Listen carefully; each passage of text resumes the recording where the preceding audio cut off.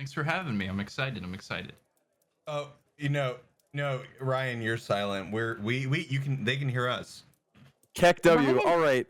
Ryan, Welcome that to was the so Red mean of Wagon you. Inn. I'll be your host for 5 seconds. Rybonator, what's going on? Rybo, why Can that was I- the meanest thing you've ever said. I can't believe no one else heard it.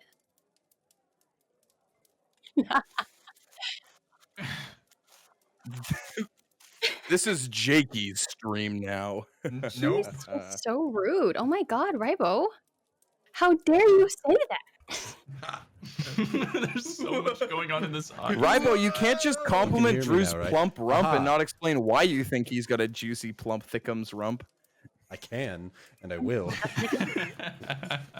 Well, that was a wasted introduction. I think everybody can hear me now. Oh, I can hear Give Rybo me and 2 seconds. Wayne. I'll unmute. Yeah, some reason- you're good. For some reason, I'm only You're good. here for people, so I don't know why that is. We'll see what we can do Nice. to We get fix that it. one Yeah. earbud ASMR Rybonator. You need to go Just- to a throat and nose doctor, then get the mirrors checked. That's what it is. Heyo. Hi, welcome. Thanks for joining the Red Wagon Inn. We have Will, one of the two dumb brothers, on tonight. Thank you, Will, for joining. Thank you. I'm excited to be here. It's gonna be so chaotic. I feel it already. I feel it. It's Will's presence alone. It's what does it. Awesome. Thanks for joining us, Will. Ribomom even says hi, Will, so the highest of compliments from acknowledging that Ribomom. you exist. Yay! Oh, it's good to see a lot of you guys again. I'm excited. Yeah. Not just a commenter in the chat. This is Cheddar Goblin in the chat, so you definitely have recognized and seen him in the chat. So Will's joining us Or tonight. naked Sasquatch. Oh, Or Naked Naked Sasquatch. That's another one. That's Yeah. correct, yeah. No, he's like me. He has multiple Twitch accounts. He's I a do man of too. many. That's how we get, 100 views. It's just Drew, Yup.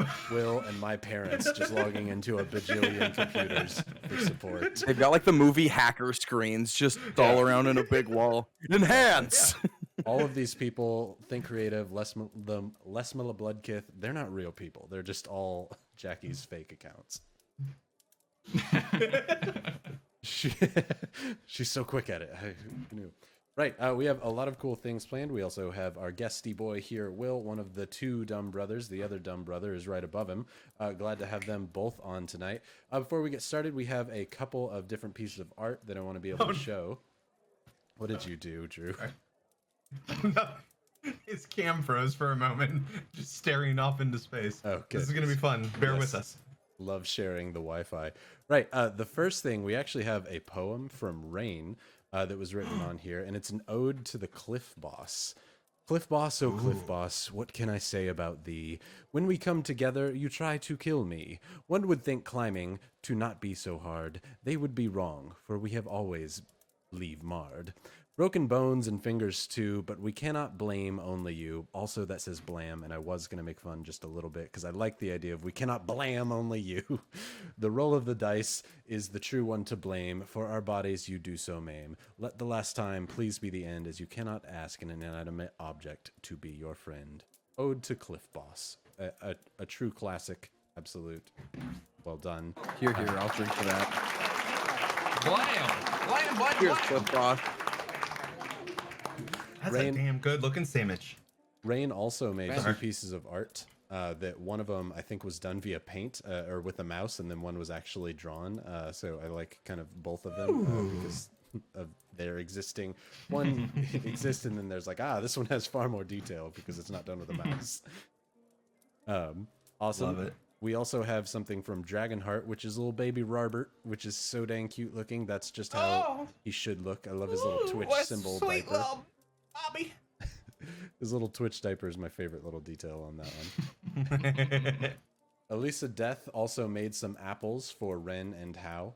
They called it fan art because it was a still life apple for both of you going nearby Applebee. And then That's the best kind of art. still life. We also have something pretty cool tonight, which I just tweeted out on, which is pretty rad. It is our giveaway for tonight. No longer do we have just a giveaway for one winner tonight, or even two winners.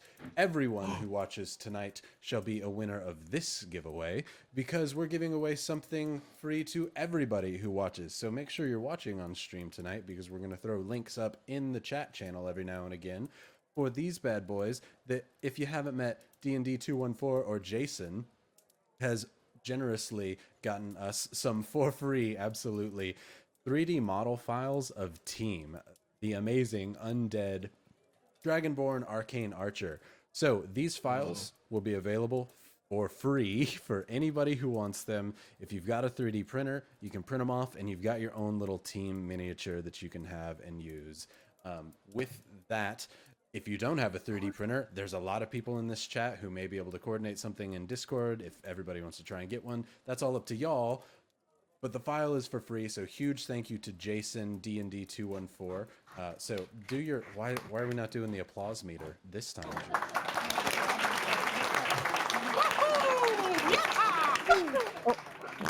So huge... Hate it here. Get out of here, Drew. So huge thank you to Jason. With that, what we originally planned to do with this was have it be a charity event, but we thought something that would be more fun and more cool is instead of buying these and us donating to our charity, everybody has charities that are near and dear to them. So what we would say is if you would have bought one of these, instead, please consider donating to your favorite local or international, whatever, to your favorite charity as a thank you to Red Wagon Inn. Just donate to those who you think need the most help, and we will be good enough and happy enough for that. So make sure you check out that. We'll put it in the chat at some point throughout the night. That way it's kind of a secret and you got to be watching to catch it. So make sure you join for that, as well as check out Jason in 2 weeks. They have a magazine coming out, which is going to be pretty rad, and it's all TTRPG stuff. So make sure you check that stuff out because Jason's awesome and we should share his stuff. I think, and I bet everybody would agree. Yeah. Anybody else have anything they need to shill before we get started? A friendly reminder about the Red Wagon. Oh, after you guys. Yeah, check out Two Dumb Brothers. It's pretty fun. It's pretty cool. And we got some cool dice coming out pretty soon. With a commercial like that, how could they not check out the channel? I get punched in the face. I almost broke my thumb on a ceiling fan. I get scared a lot. Drew laughs a lot. It's a good giggly time. Good giggly time. Will bullies me. It's true. I get toxic in board games.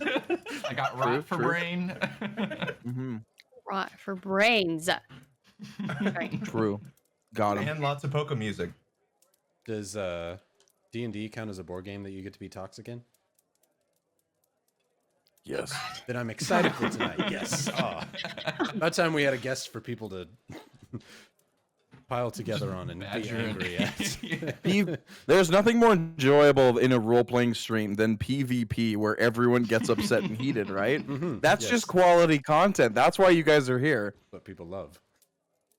Also, speaking of quality content, please enter the art contest, hashtag RWI art contest, or hashtag Red Wagon Inn. Get on in there. We are also accepting submissions via the fan art page. On Discord. It's easier for me to find them and stuff, like if you like post and whatnot, because I'm on that more regularly and I don't check the fan art pages often. My apologies. But the other cast members and stuff have been like messaging me about that. But if you don't have any social media to post and you'd rather post like in the Discord, go for it. But yeah, do that because April 1st do be coming up quickly.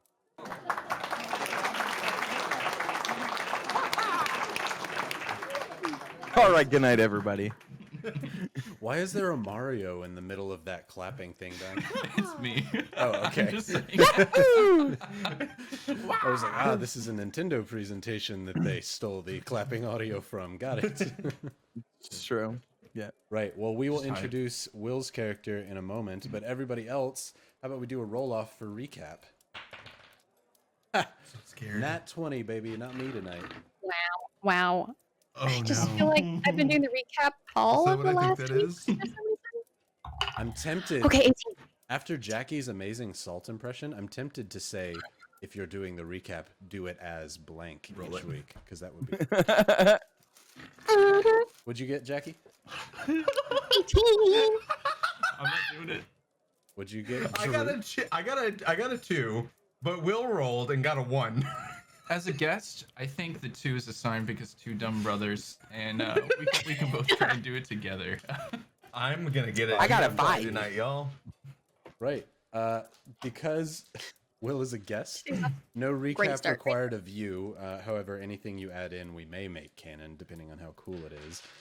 But Ren, how about you give us last week's recap? And I'll give you an extra on top of your limit point of inspiration, because I think you already have one. I'll give you an extra point of inspiration if you can do it as how. Tread carefully. How's he gonna do? I'm gonna Will skip on that Okay. because I have not mastered the deep voice. However, it started last session. We were still going up the coast of the Royal Bay, and it was at night, and Rin was really bad at reading the map, so we actually went on to ice. And then after the ice, we got to a snowbank. The ice cracked through, but Xenia came to save the day, used water walking, got everybody on shore, and kept walking, saw some lights. Turns out to be ogres that went off into the woods. And then we came along this encampment where there was this family and a minotaur, and names I forgot, so please don't ask them. What are their names? So, Scoop and yeah. Moop. I don't know. Scrumpy, Larry. Scrumpy Larry, Steve, of course. Oh boy, Steve. With that being said, family there. Nighttime comes. We all introduce ourselves, and having a great time. All of a sudden, there's howling, and we're like, "Don't worry, people. We got this. We're gonna go take care of this." And so Hao and Xenia go up on this hill and start fighting this albino werewolf creature, as Rin kind of stayed back and fights off some smaller wolves. They end up murdering, I think it was like 3 or 4 wolves, wolf people. And then with that being said, Rin came up, minimized the white werewolf. Xenia wrapped it up in some rope. They started getting it back, and then it enlarged, and then Hao and Xenia and the dude man from camp came over, and they're like, well, we gotta kill it, but Hao was having a hard time. And then Ren's like, screw this, and walked away. And then there was things that happened. Long story short, they killed it, they burned it, and then turned out there were a couple wolves that attacked the people, but they killed them, thanks to Robert and Celine. And so with that, they had a good night. They slept, woke up, and they continued on. And then they passed by, like, around Falkirk, and then kept going. And then they met these 2 wizards in the middle of the road, and they're like, walls! And they erected these, like, walls around them. And then that's when Rin was like, yeah, my boy Flint. And then they were like, we don't like Flint. And, yeah, and Hal was over it. And then we got to the apple orchard. Apples. And that was the recap. Was it? You missed a Well, I vitally know they were important worried about being bit by stuff, and if they had the goop in them. Oh, yeah, you're adding in. Yeah. He watched last episode. thing. He See, watched more got than you bit did, by and you were these- there. Don't worry about these it. Two dumb brothers, one good recap. Hello. Oh! Yeah, they got bit by the werewolves, and they weren't liking that very much, and so. Well, we haven't had Alex Yo. here in a while, and it's a welcome presence. I gotta say. So they bit them. They were freaking out. They're like, "Oh my god! Oh my god! Oh my god! Am I gonna die? Am I gonna be turned into one of these things? What's going on?" They were talking to what's Celine. Celine. And Celine's like, "Don't you worry, it's nothing." And I know that they were like, I don't know. She's a little sketchy, but we should trust her. And then she got really defensive, and they're like, "Oh no, you're right. You know what you're talking about." And then they made it into a room, and Yep. and Xenia. Xenia, Yep. she dispelled a curse and almost blew Hao up. His heart almost imploded on himself. This darkness, this energy from which was lying within, hurt him, and it was kind of scary. I was sweating a bit. Eat my popcorn, and then Hao was like, "Xenia, I got you. I'm gonna help you, but I'm gonna silence you so they can't hear your screams, and you're gonna have to ride this out." And it went well. And then she pulled it out, and they found out it's demonic energy. Mm-hmm. Screaming demons. Boom, two dumb brothers. Boom. Two dumb brothers, High one five. recap, 1 point of inspiration to split between the two of you. for No, you can whoever have it. leads You can have it. You need it. You need it. I don't. If Will needs it, You're gonna you have can all the take it. GFYs tonight. We have, as far as GFYs as I'm concerned, How has 2, Ren has 3, Zinnia has 4, I have 5, and then everybody's got a point of inspiration, I think, right now. But great recap. Well done. I think that gets us right back into it if everybody's ready to go. I actually have 2 points of inspiration. I'm just saying. Oh, yeah, you have a Oh, super yeah, extra one the for salt being thing. salt. Mm-hmm. Good. Well, then you might need it. That's fine. Because I have 4 GFI, so I'm probably gonna need it. Also, yeah, sorry for anybody who's only hearing me as a little angel/demon on their shoulder. Don't know why the audio is this way. We'll try and fix it over the break. Right. With that, everybody grab a drink, pull up a chair, and let's hang out at the Red Wagon Inn where we last left. Zinnia and How were there. Jakey's got 2 drinks. Where we last left, Zinnia and How had just gotten a curse of sorts removed from their bodies violently as the smoke turned a vicious, unnatural black that exited both How and Zinnia's body. How, you recognize that to immediately be demonic in nature.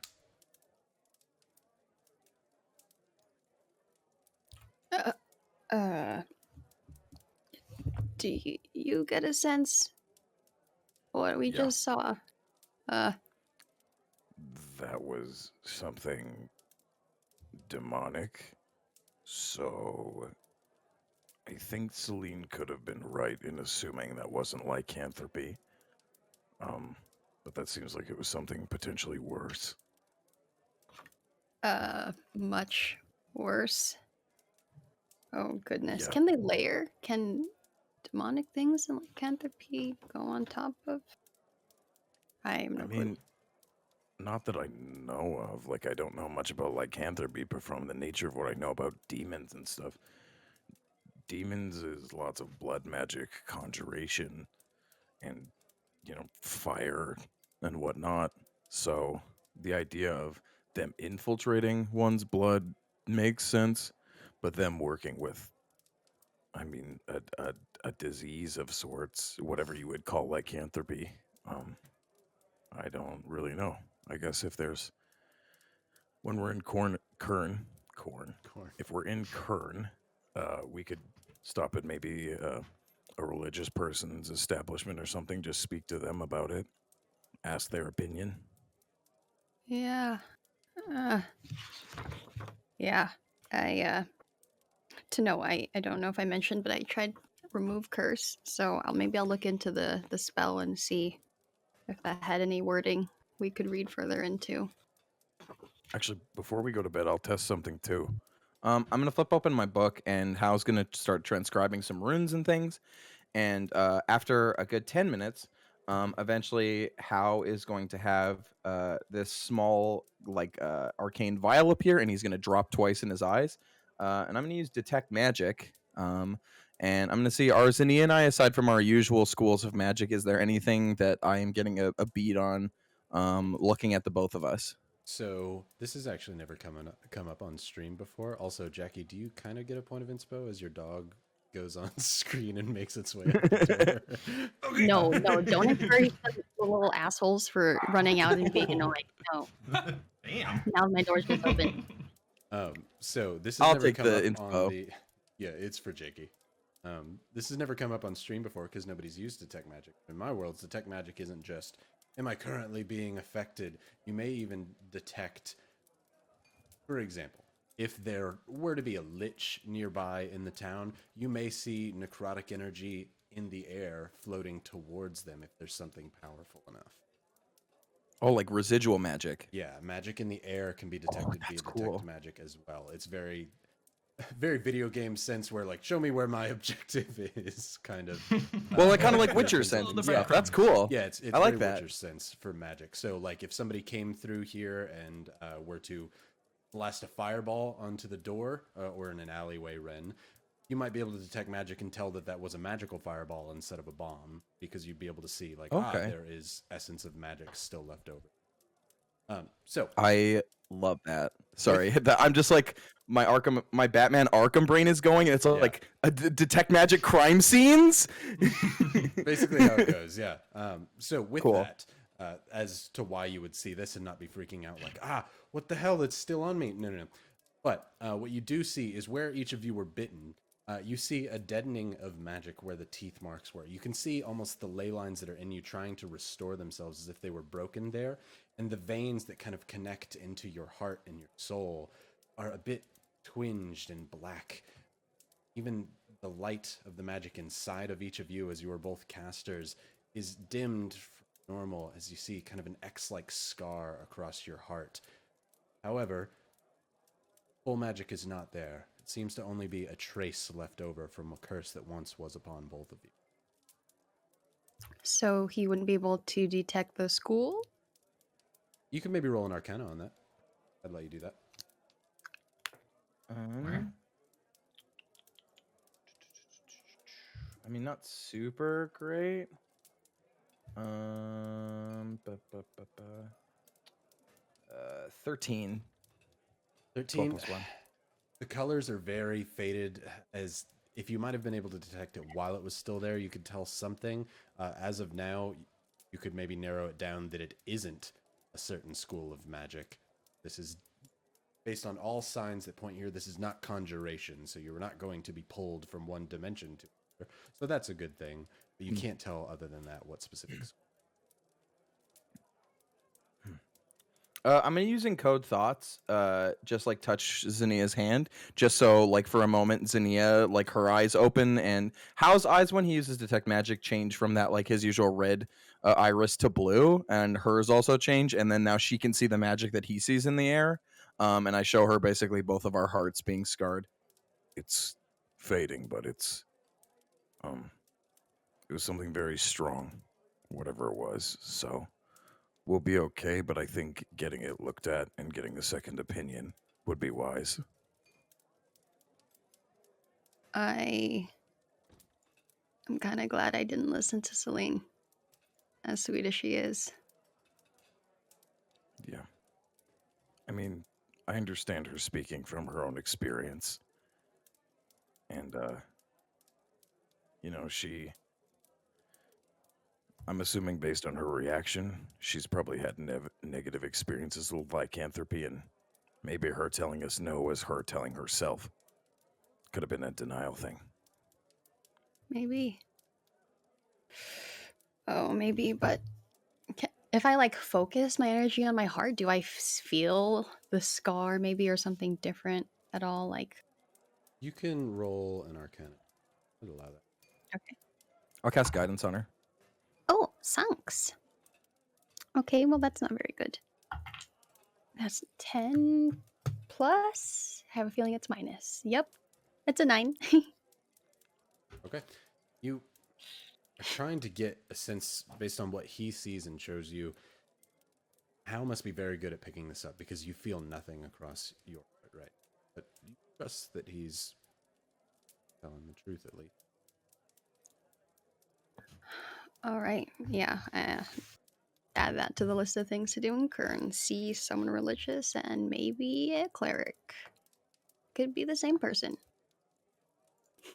I'm gonna crash in my hammock, so if you want to crash on the bed, it's all yours, or your room. But before you go to bed, I mean, you're a holy person, so if you want to see what this magic looks like, I'm gonna slide my book over and just show Zinnia detect magic, because I don't know if Zinnia knows detect magic, but I'm assuming she'd be able to cast it if she wanted to. But it's something she doesn't have to because I use it as a ritual. But it's something to offer if she's genuinely curious to see for herself. Ooh, it is a ritual I can cast, so it'll be something I'll ritual cast. Okay.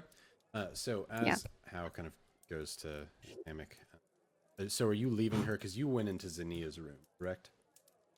No, Zinnia came to my room. Okay. Yeah. Yeah. So Hal pops up on his hammock as you take a look through his book.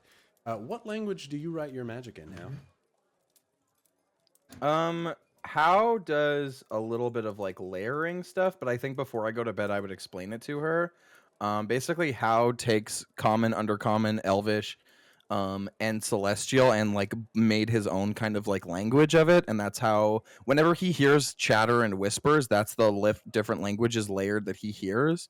Because like for How, I can't do it because I don't speak another language, but How in his own speech, like when he's around, will sometimes forget the words of things because he's so used to speaking like Undercommon. Yeah. So I think a lot of it is very much Undercommon. But yeah, lots of just like blending of languages, just in case someone were to pick up on How's book, especially which How would flip over the page, but like Summon Greater Demon, like that is his most encoded page, because the idea of someone finding out that How can do that, probably not ideal. But yeah, so How would sit down with Detect Magic. Actually, wait, no, that one wouldn't be fully encoded yet because I just scribed that down in front of the wizard. So while I'm teaching her that, I'm going to rescribe that because I forgot the wizard gave me his book today, and I literally just started doing that. That's what the geomancer told me. As you begin to look at his book, he's like, please commit this to memory, at least for this. And as you like read through a word, he's like, have you heard that one? He scratches it off and kind of scribbles over it, and then eventually rips that page off and writes a new one in some weird, almost like thieves can't, but wizards can't, that nobody else could really possibly understand without just getting a few words here and there, here and there. But you are able to eventually, with the spell book directly in front of you, I won't say that you need to rest or anything, you could definitely cast your own Detect Magic, and through that same manner, where How's eyes turn that color, yours kind of glow a bright red akin to your normal magics. And in a similar way, yours almost acts like Predator Sense, because you're a Leonin, and that's way better. Yours acts almost more like Predator Sense, where everything around you becomes dark, save for the traces of magic. You can see the little puffs of magic in the air that are left over from the smoke that came out of both of you, but that was 20 minutes ago at this point, so it's been a long time. You definitely see the crosses over both of your hearts, indicating some curse was there very recently. Would How have slept while I'm doing this? Sorry, I think I don't know if I understood correctly. After He was while kind you're of casting showing stuff, you yeah, How's starting to rest. Okay. Yeah. Just, But you can still talk to him. He's not going to do the whole good night because he trances. Got it. Oh, this is strange. I feel like I should do this more often, actually. This is a way Looking of the through world. magical eyes. Yeah, it's the way of the world I've never seen before. Yeah. I mean, I myself am only trying it today, but I knew lots of people that could do it when I've traveled. And I don't know, it's just nice, I guess. You get to see how magic really affects our world. We think it's just easy to just throw fire and stuff from our fingers, but it's still there. It's cool. Yeah. Thanks, Hal. Of course. She's probably gonna wrap it up, and then I'm probably gonna kick it in your bed tonight. I kind of don't want to be alone. Yeah, of course. And share in the room with Hal for the night. Okay. Now, correct me. You all stopped in Appleby on your way to Qurn, correct? Is Appleby the Grove? Yes. Is that... no. Wait. Hold up. No, we didn't get to stop it. We didn't get to stop in the Grove yet. Go to Applebee's. Mostly because I don't have the gold subtracted from my inventory because How is planning on spending a generous amount on apples. Okay, I couldn't remember. Yeah, I couldn't remember if you had gone there or stopped at Glanchester/Penkirth, and I think that was the case that you had stopped at Penkirth. Correct? Yeah, Okay. we were about to speed it up, and then I was like, "Wait, I want to do something," and we had to retract, and then yeah. Gotcha. Yeah. I heard that the apples, if you get there around happy hour, they're 2 for 1 on Tuesdays and Thursdays. So You have a GFY. I know you're trying to get as many as possible, but I'm also happy to give as many as possible. I'm not GFY trying, speed run. but let's go. And went. So for now, somebody else keep. Oh, there it is. Found it. It was on my lap. Right. Zinnia, Hal, Ren, Celine, and Robert sleep for the night in Penkirth before heading off. The idea was to head off, go to the Apple Grove on the way to Qurn, and get there as quickly as possible. Correct? Mm-hmm. Sounds good. Then with that, you will start off the morning and go across the bridge that connects Penkirth over to Glenchester. And in doing so, bridge here is quite busy.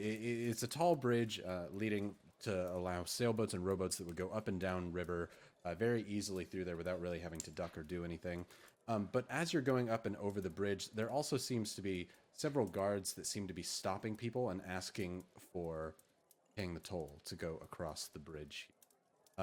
As merchants come by, those that seem to be kind of local to the area and know the customs already have a small sack of coins that they just quickly toss over to the guards, who take a look, zip it up, throw it in a pile of coins off to the side, which seem to have all of the day's tolls so far. This seems to be quite a hefty toll by comparison to others, just for use and crossing over of this bridge. Are you all planning to just cross right over and pay your way through? Would I know what the toll is offhand?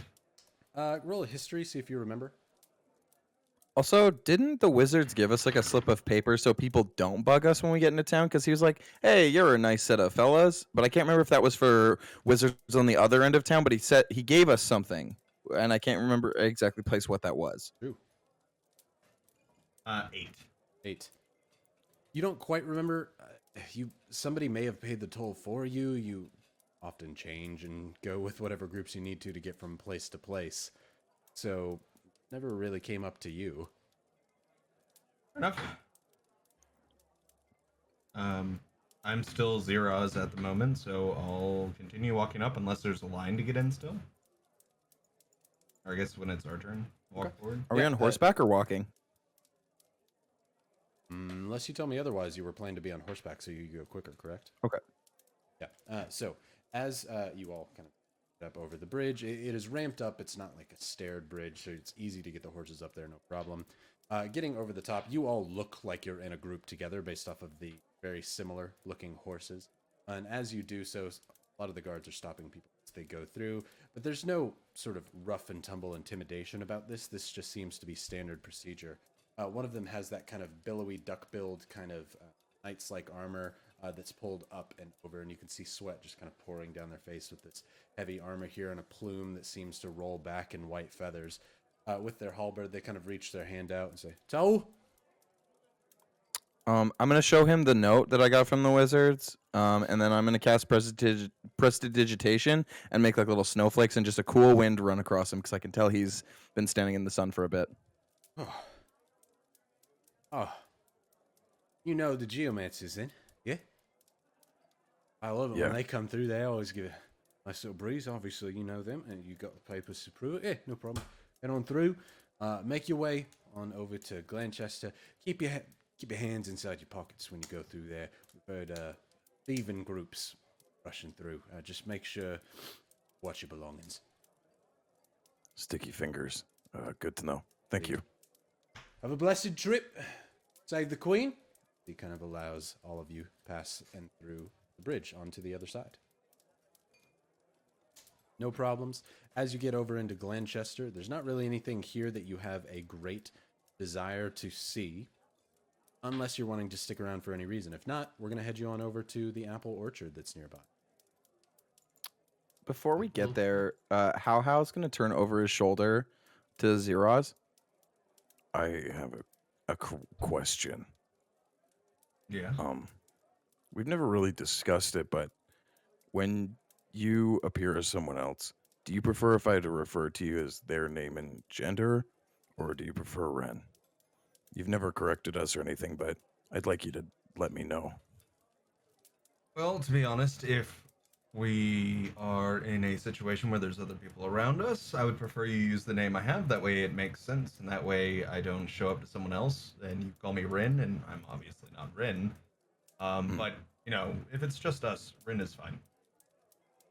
Okay. I just wanted to be sure. And pretty fluid on the gender as well, so whatever you want to call me, I'm game. Thanks for letting me know. As Pet, pet. the two of you pat shoulders and run your way on up along the apple grove nearby Applesby, taking the road that is going to eventually lead you to Qurn. The rest of the day's travel is just trying to get to the very tip of the apple grove, to where the next morning you can pick some apples, and head on over into Qurn.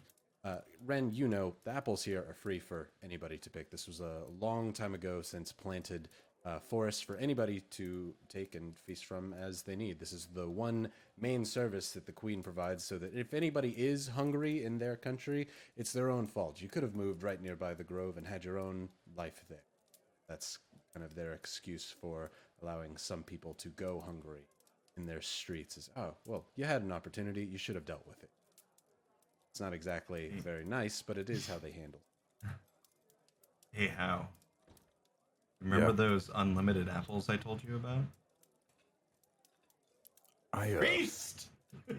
I may recall something. Hey guys, I'm gonna thunder step from the middle of them and just gone in the apple orchard, and Hal's just running around munching. So it's nighttime by the time you reach this kind of the tip of where this. Oh, if it's nighttime, I'm not doing it. Okay, that's what I was going to say. It is currently nighttime after you travel for the rest of the day. Also the horses. Once you're at this kind of tipped area here, there are a lot of people camping out and about, seeming to be people going through this crossroads, coming from Appleby down to Glanchester, Pincurth, going to Qurn. A lot of people stop at this small little crossroads here. So you're not alone in this little area. That being said, that also is a bit of peace and comfort in that you're not alone out on the road. There's a lot of people here, and you're probably safety in numbers accounts. There's a couple hundred people that would be nearby in their own tents and wagons and setups nearby. In the morning, definitely would be easy to go do some apple picking, or if you'd like to do some tonight, that's also a total possibility. How? I'm gonna leave a quick alarm on my horse just in case anybody tries to stick their fingers in my stuff. But yeah, Hal's gonna hop, skip, and jump. I'm gonna take just a potato bag and just fill it with apples. Okay. Yeah, Hal's not gonna be super picky, but he is gonna be eating while he's picking. So he'll be he'll get his bag almost there, but then he'll be I might as well just. And so it's going much slower than it normally would if he was just kind of tossing him in his bag because he's munching. Right, absolutely. Is there anybody else that is currently apple picking, or are you waiting for the morning? I'll use a mage hand to pick some apples. Apple picking, Beautiful. apple picking. So Ren, how we're going? Just a delightful evening. The stars are out. The crescent of the very new moon that is coming is bright in the sky. Hardly even a cloud around here. Lots of people seeming to be enjoying themselves, as this is a fairly calm and peaceful area of Ekerol. No real problems to be had here, as you get a full potato sacks, so probably about 5 pounds of apples to your name there. How they are Granny Smith, of course. Ren, you pick up quite a few of them. Yeah, you can stock as much of your inventory full of apples as you'd like. These are all very fresh. However, they'll only remain fresh for a few days after you pick them, but if they even last that long. Ren, did you know this potato sack full of apples, if I took all the seeds from them, I could probably kill you in your sleep with the poison? Something to think about. And I keep going back to picking apples. Ren shrugs and just fair enough. I did tell the group that I would kill them. I wouldn't kill them in their sleep. I would kill them to their face. But hey, say lovey. I just like fun facts. Hal's giggling though and just grabbing apples as he goes. As the two of you head back over to camp, Zinnia, during this time, is there anything that you're doing in particular? Celine and Robert are setting up their bedrolls and creating a nearby fire. I was going to stay with the horses to watch over them, considering we've been told to watch our things, but I forgot. Selena and Robert were going to stay there, so I'm probably just going to pick some, try my hands at some apples for dinner time. But yeah, I'll be joining them lately. Okay. So as the three of you go around apple picking, solid quality D&D content, as everybody is very excited. Everybody's on the edge of their seats here as Hao, Zinnia, and Ren slowly walk your way back to camp. When you do so, however, you see Robert with his bedroll over his head, and Celine, same thing. She seems to have some wadded up peach parchment in her ear, kind of drowning out. As you get a little bit closer, you start to hear this very loud, boisterous music coming from some nearby camp. There's a tent where what seems to be almost as if somebody was playing with a heavy bass-like speaker inside a small tent. Also, is Will frozen, looking that's- just high as hell? That's Amazing. That's why I was like, giggling dude, so much. he's so in character. Look at him go. He's like a statue. Those apples got to me, man. I might have to. Cams are gonna get messed up for a second. You know, How dare they? No, it's a cheddar goblin. he's DM. Who am I now? Who am I now? You were Who am Drew I? briefly. You or me? Right. I want to make sure that Will is is back. The whole time I was like, okay, cool. I can start to do something as Will. Nope. Sorry, I'm geeking out so hard. Hold on, I have to. Oh, he's DM again. There we are. Oh, Oh. now he's nothing. Oh, Get him out of here. well, Will. well. Oh, well, I guess that won't work. Whatever. Let's Will see. can hear Hold me. on, one moment. Yeah, Will can hear you. Will, if you need to, just lean to the right. I can see your shoulder in Drew's camera. There, right. So, as the three of you are, there we go, walking back into camp, there's a nearby tent made of thin cloth that, as if there is a big, almost bass-like speaker in there, every time a big thump happens, the cloth kind of billows and moves and the little tent flaps seem to open. As there are two shoes sticking out, kind of kicking themselves up to what can only be described as solid 80s rock or punk music coming out of there. You all have no idea and have never heard music like this before. The loud kind of screaming rather than melodic singing is a bit jarring to your ears as you approach and realizing this person is right next to your camp. They're playing this music out loud of sorts. There must be a whole band inside this very, very small tent. However, Ren, as you approach the tent with your small little bag of apples, you not only recognize the type of music, you recognize the shoes coming out of the nearby tent with the light that strikes itself outwards. You also recognize the spiky hair that seems to be creating a shadow puppet on the edge of the tent's wall.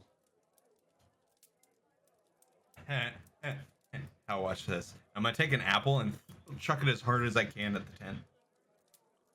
Dude, what the? That was a good apple. Ooh, an apple, yeah. Oh, You hear the sudden changes from a near Kiss-like song to "Ooh, an apple, yeah." As the apple a day takes the necromancers away. Yeah.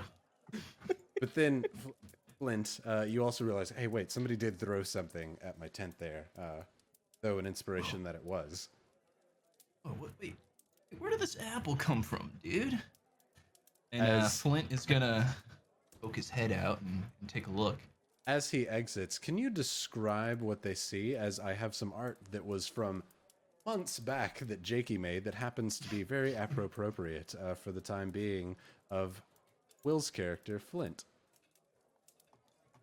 Yeah, Flint is adorned in a robe with a nice hood. As you might notice first, he's got piercings, very strange for this kind of part of the world. It's almost tribal and has like a nose ring. His hair is shaved and he has like a mohawk and it's bright lava red.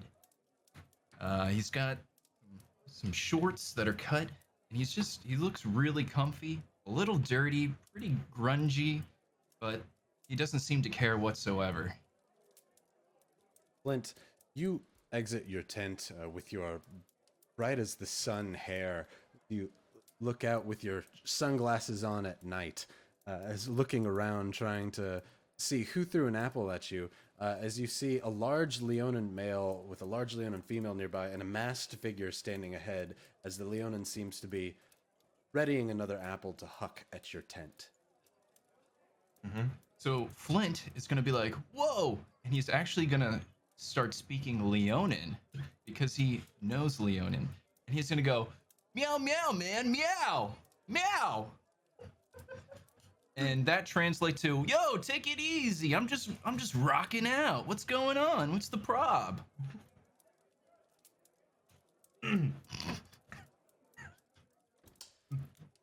Meow, meow, meow. Meow, meow, meow. If you And start this now, I'm gonna have you all start doing that for every undercommon that you thing that you say, for every elvish thing that you say. Just FYI, instead of meow meow meow, it's gonna be undercommon. We just turn into No, Pokemon. undercommon It's is gonna just be great. Banjo Kazooie speak, where it's like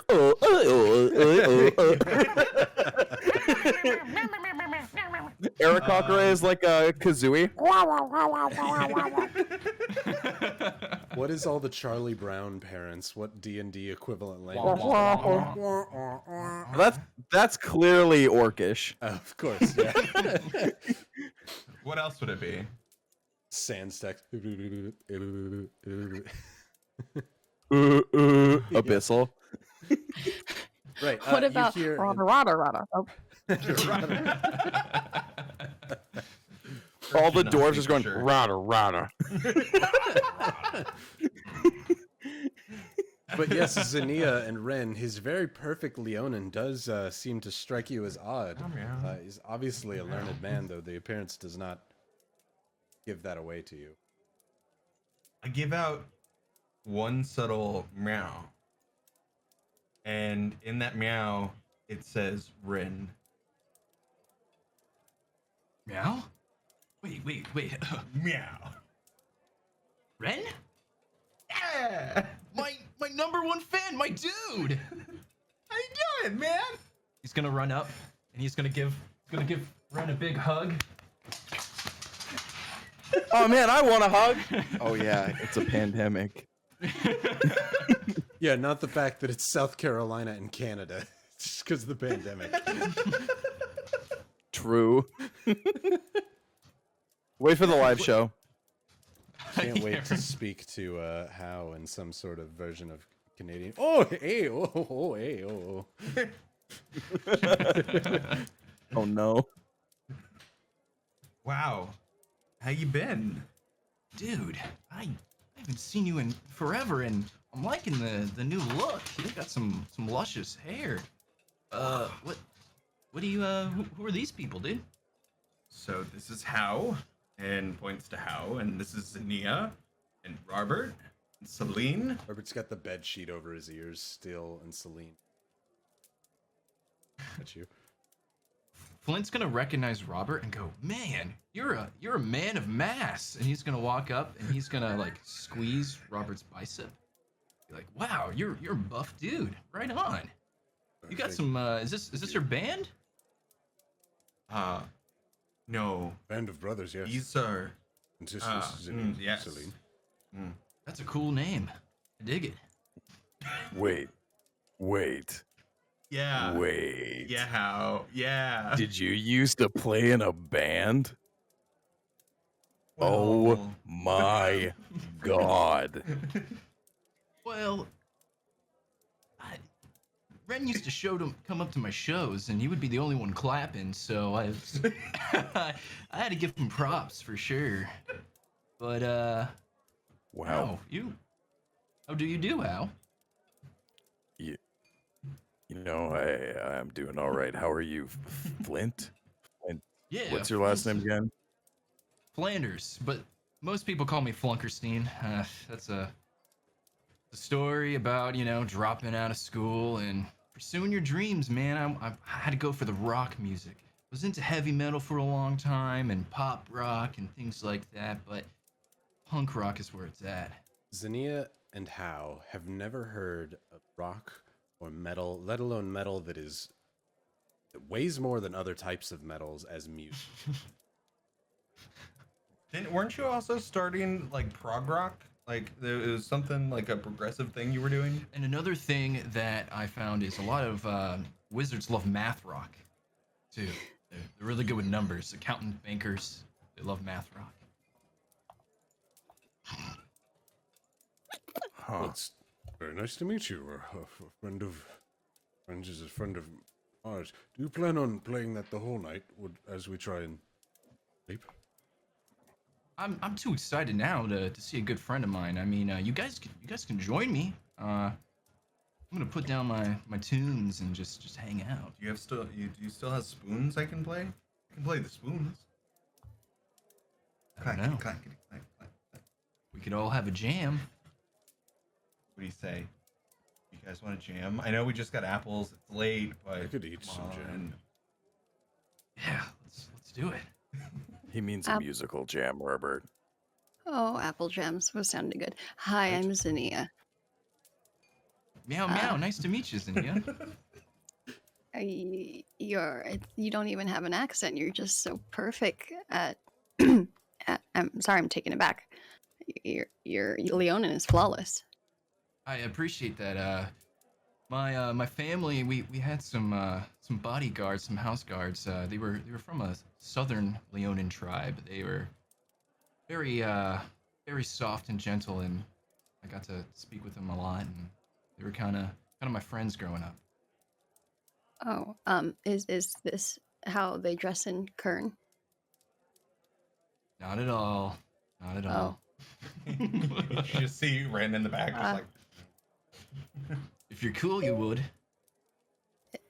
But this heavy metal, this heavy metal that you speak of, is this also from Qurn? It's something that I'm proud to say that I'm the only one playing it. It's original, deep, some would say even underground. How is it heavier than the other metals? Because you hit extra hard on the drums, you pull out the lute, and you strum extra hard.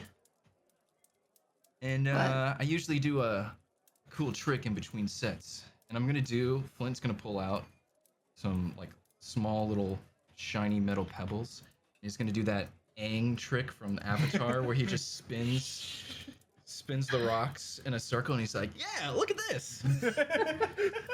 Sorry, that got me. Yeah, look at this. Nice to meet you. My name's Flint. How's it going? So you're a dropout, you said? Well, you know, Cool. it's can't always live up to what your family wants you to do. I wanted to do my own thing. They try to set the future up for me. They got me into the school, easy peasy, and I wanted to go to Bard College, but geomancy it was. But you can do such Oh. cool things.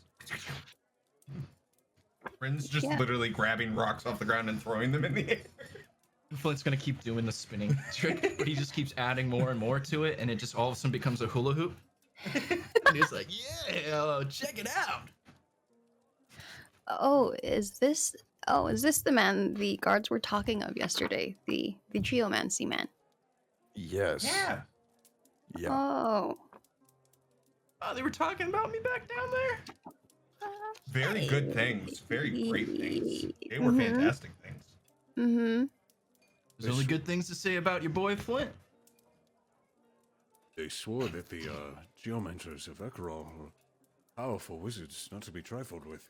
Your abilities with the hoop that you created around your belt. Would say I wouldn't want to accidentally run into one of combat. Well, you know, they need to loosen up a bit. This whole war thing and conflict, and I'm still hooping.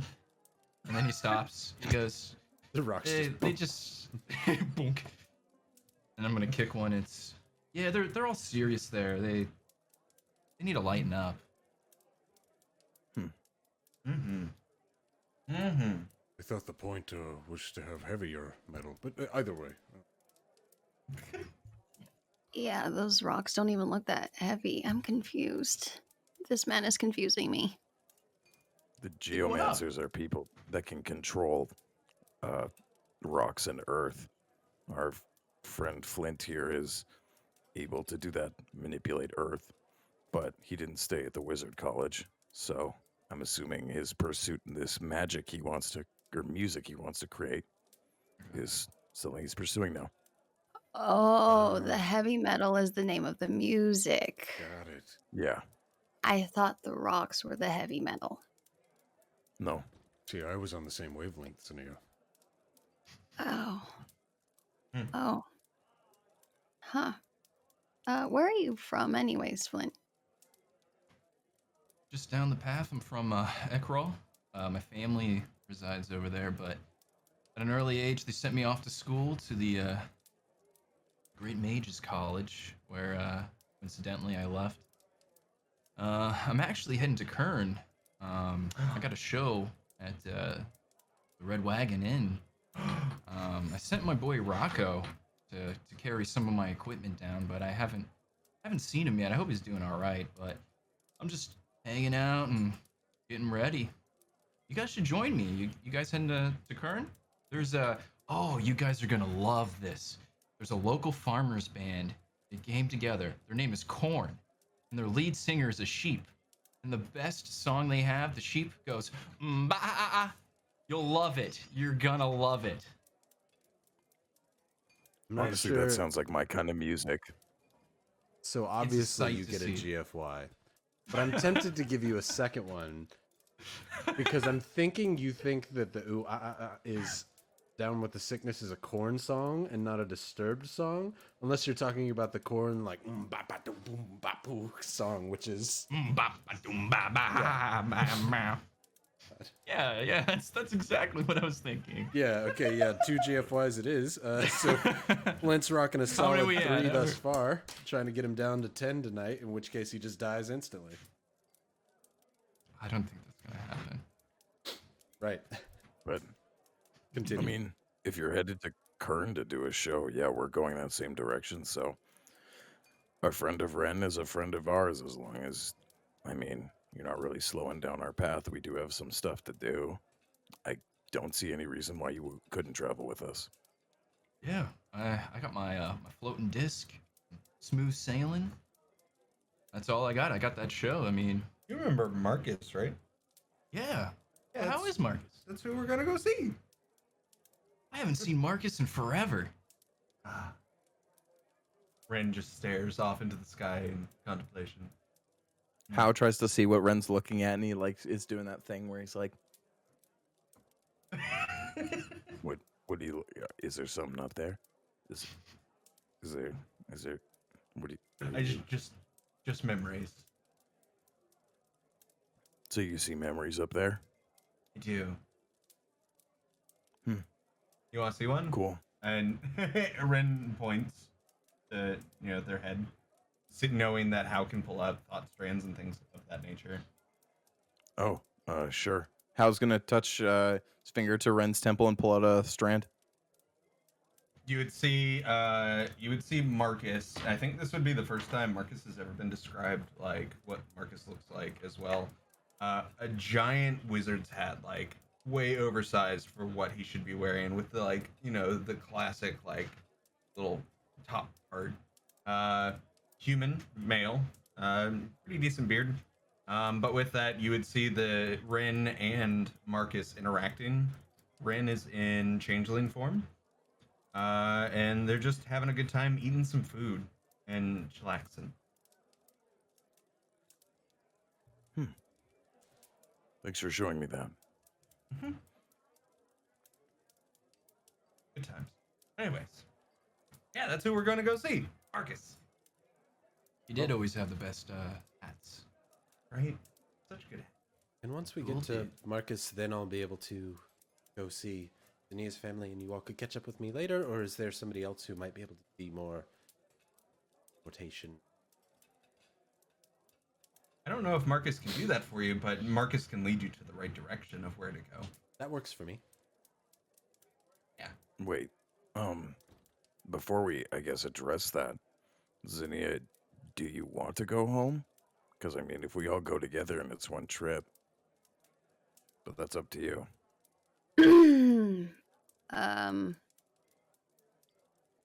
Yeah, sure. I mean, it's not like on the top of my list. It's not a priority or anything. Like, yeah, we could totally go. You can speak your mind if you do or don't want to go. You're giving me vague vibes, Zinnia. It's I'm up not to trying you. to make you go back home. I just need to go there, so if you don't want to, that's fine.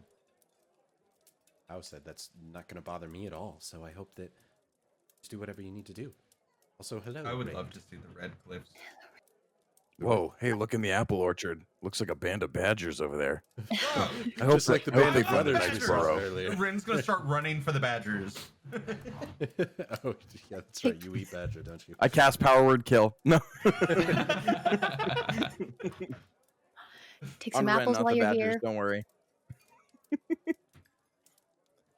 With that, Uh, I just don't want you to go have to deal with my family without me. They can be a little bit much, Are they is not- all. are they not hospitable, or They are. They're overbearing is a good way to put it, I think. okay? Well, Flint's then gonna I'll chime wait in and go go, with I you, know but- how that feels. Oh, go ahead. Sorry. Flint's gonna chime in and goes, I know how that feels to have overbearing parents.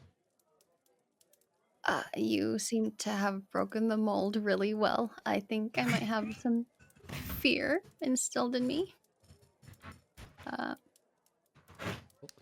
I've done the same thing, Flint. I left mine to go explore and meet all of them, so maybe this is a chance happening for all of the right reasons.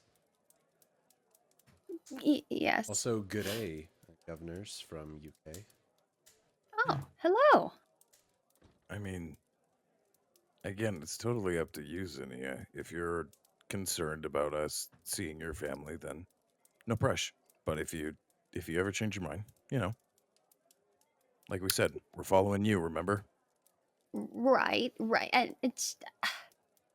it'll be fine. It'll be fine. It takes a few days. I just need the mental fortitude to mentally see them again. It'll be fine. We'll be fine. Ren in the back. Nope, not Ren. Sorry, Xerox in the back. Xerox. Oh, Xerox. I'm a Xerox machine. It's fine. Xerox is the No, famous no. wizard who copies things. Yeah. That's Xerox. The one who invented It's- cloning. Yes. Zinnia, no, it's fine. We're all friends here. We're good. No, you can use Ren. That's fine. Anyways, I would love to see the Red Cliff sometime. So, not to put pressure on you on going, but I would love to go. I haven't You know been what? there. I could do it. I'm good. We're good. We'll be fine. I'll be fine. It'll be fine. Everything's gonna be fine. It's fine. It's all fine. We'll be good. We'll go. We'll talk about it. Yeah. Right. Is- Right. Is there any stands or anything open? Like we've got the apple orchard, but is there anywhere that like sells stuff around the apple orchard? There's a few people that are capitalizing on the amount of people that seem to stop at this small crossroads here, selling water skins, a bit of wine, mostly just traveling goods, nothing terribly needed. There's a smithy nearby that seems to be working on some small horseshoes for those traveling across the road that might be able to provide some tools like nails and things like that, but no large, large scale shops, if that's kind of what you're looking for I was more so looking for like home cider kind of thing. If that's like something I can get while everyone's talking, Hal's gonna grab some. But if that's something we get at like a tavern where we stay at night, Hal will wait. Yeah, you could roll an investigation if you'd like.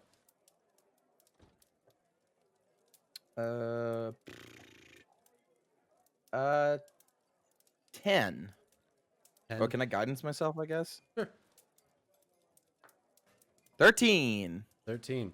You look around, and there's a few people who have cider, but they seem to be people who are running out of cider and have come here to get more apples to make their own at home. Not many people selling it here, so that might be best to find at Qurn whenever you make your way. Then yeah, Hal will just wait.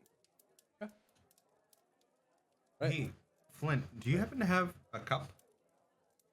Yeah, I get a cup. Can I borrow it real quick? Sure. Flint's gonna go in his tent, and you just hear a bunch of clanging and noise, and you're gonna see random things being flung out of this small tent. You're gonna see like a slipper, an apple. That's just the core of the apple. There's some dust flying everywhere, and then all of a sudden he comes out. He's like, "Here, I got a mug for you." Thank you. Prestidigitation. I'm gonna clean it. And then I'm gonna go over to Robert and say, Robert, can I see your hands? He holds out his big Prestidigitation, clean his hands. Or wash the clean. And then I hand Robert an apple and I say, can you squeeze this into this cup? So, much like squeezing a real apple, and not very much like how apple juice happens, sure, he takes both of his hands and begins to squeeze it, and the pulpiest juice of an apple that you've ever seen, just like the full of rinds. There is liquid coming out of it, but Herbert's clean hands basically, they don't so much juice an apple so much as mash an apple to create a kind of little slurry or slush of apple paste with liquid. Sans the Perfect. core, which of course no man or woman alive could possibly squish with their hands. It just can't happen. I grab my water thing and pour in some water on top of that, give it a nice shake, and then precipitation, make it taste all nice, and then pour some out for everybody. We having some nice, not nice drink. Ah, what are you Beverage. making We're having it taste beverage. like? Purely because once You you, know do what? the Apple prestidigitation thing, pouring the apple in there didn't really matter all that much. I just wanted the chunks of apple in there. Good, Apple for pie. texture. It's like a really thick Yeah. orange juice with lots of pulp that no one wants. I do. Pulpy orange juice is best orange juice. Thank you. I am in control of the GFYs. You're wrong. Yeah. Don't say otherwise, because pulpy orange juice is the Pulpy worst. GFYs. Pulpy GFYs. Pulpy I'll take a orange pulpy juice is wrong. GFY. Are you kidding me? What? That's one pulpy GFY. Pulpy right GFY. there. That's just a GFY that falls apart in your hands. When you write the little tick on your sheet to know that you have a GFY, put a bunch of just like little pulp pieces. You're an artist. You got this. I love how chat's divided at the moment. Whoever's saying pulp is best is wrong. So it tastes like an apple pie drink, you said, correct? Yeah. Yeah. And more in the way of it's like apple and cinnamon and, a little sweetness. It's kind of like a cider sans A non-alcoholic cider. Yeah. Yeah. As you pour and you kind of make it really warm, you go to pour out some drinks. Robert's hands still covered in kind of apple pulp. He throws them, kind of wipes them on Sorry. the grass. Prestidigitation and clean off his hands. Okay, I thought this was more for pulp. Are you saying your mom was wrong? Yeah, mom, you're wrong. Pulpy juice of any kind is super. Ooh, bad. that's the GFY. Mom, give him a Yo, I was GFY. gonna say Rybo gets a GFY for dunking on Rybo, Mom. Let's. Yeah. I think. That's a naughty boy. I'll take no GFYs because Ribo Mom is wrong on that one. I hate to throw that shade out there. But I don't want to brush my teeth, have orange juice, and go, oh, this tastes like a battery. But also go, oh, this tastes like a battery that disintegrated in my mouth. And I can still taste the pieces of battery. Will, I don't think Rybo likes pulp. From what I'm gathering, yeah, I don't think so. I'll take a GFY because Ribo Mom put it in there twice. And I think that's the first time I've actually seen her write it. And I really like the idea of my mom being like, go yourself, go fuck yourself. Over orange juice pulp, and she's the sweetest person ever. And so over orange juice saying it, I really Good on like you, that idea. Rybo Mom. Good on you. So what you're saying is when the Red Wagon Inn gets a P.O. box for fan mail, we're just gonna get a little letter that's full of nothing but pulp just for Rybo. Oh wow, thank you. Thanks. This is Thanks. Thanks. You just open it and fold it under into just a slapping derailed. sound. It looks like Tired. it looks like homemade fruit roll up. Just That is the best, worst description I've ever heard. anything for the rest of you. She said she would say that for everyone else just to spite me. I like it. Her commitment to the show is admirable. Right. I will take the GFY. Fine. But with these very pulpy apple pie drinks, which half the people would enjoy at this campground, and then the other half would despise and be more right about. But you all enjoy this kind of appley cidery drink, and it is very warm and very filling. It's a cold night. There's snow around here in this little apple orchard that you're nearby. It feels good to have such a nice warm drink. It's going to be a good, solid night. Good rest for everybody. Is there anything that anybody wants to be doing as you're sipping these warm drinks and getting ready for bed? We'll probably be chatting with Flint, seeing what Flint's been up to and things of that nature. Just in general, Flint's- catching up.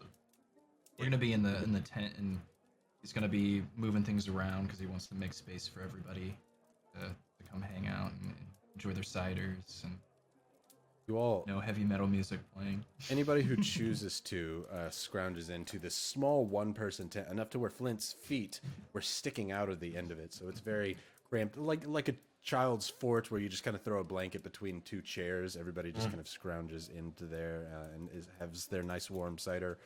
Robert and Celine choose to sit out on this one and just enjoy their cider before. They were already trying to go to sleep before the music did wake them as they're bedding down for the night.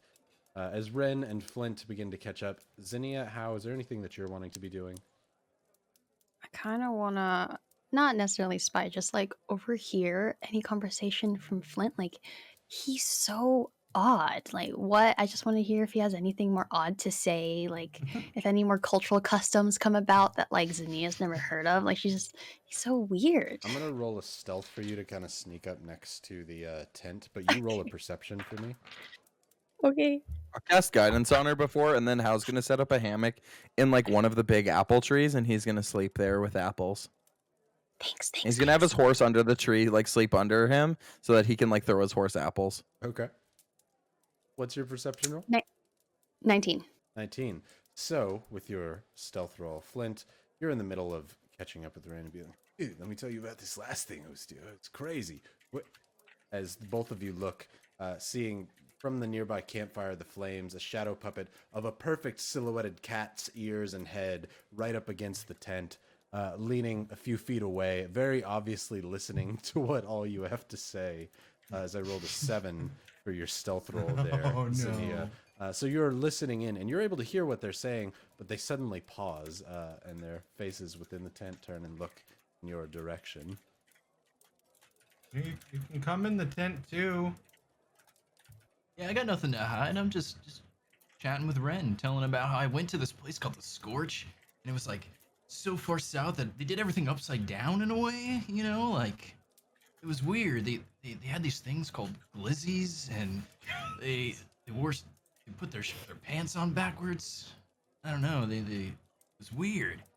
But other than that, I've been just hopping to town trying to play shows, gather this movement of just embracing creativity and being free, you know, and just doing my thing, dude. He's not gonna move. She's like, they're probably just talking to someone else. I'm just not gonna. Flint says all this like, "I got nothing to hide," and then continues talking like that. And Zinnia's like, "Probably not talking to me," as Ren and Flint continue to converse with each other. Flint, loud enough now, actively trying to talk to everyone. I'll inch my way in. Eventually, Zinnia sits on the outside of the tent before kind of sliding in. I didn't realize you could see me through the shadow of the fireplace, of the fire. Hi. Don't mind me. Meow meow.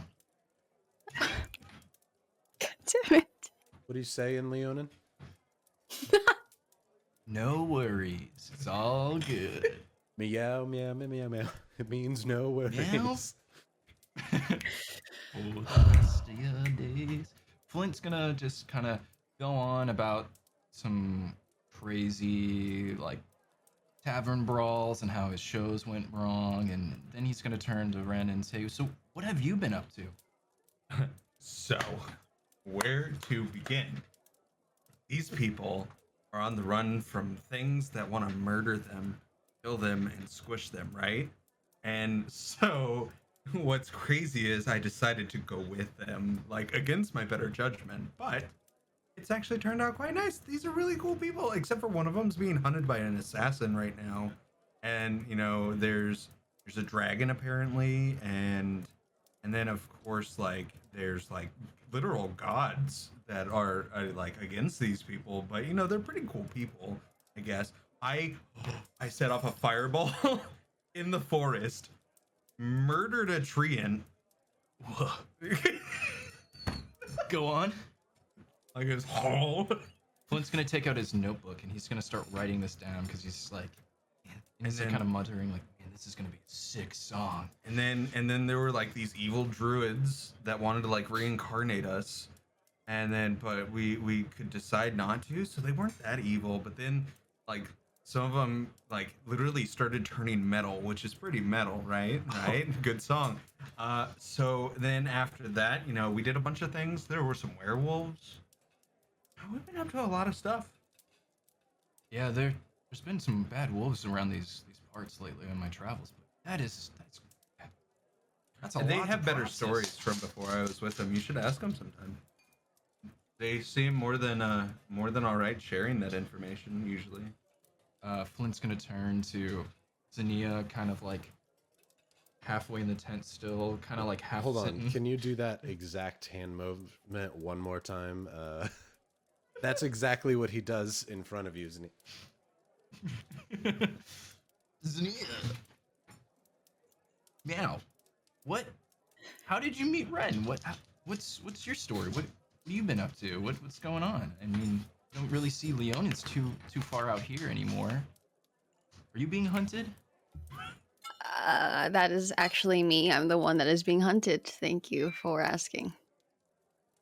I guess we met through fate. To sum up my story, Loki, good boy, good boy. I left home. I actually did go to the Scorch. I spent some time there. Met one of my best friends. Traveled along the way. Kind of made another best friend. They both died. And then like a few hours later, I met Run. So that's how we met. Wow, that sounds pretty rough.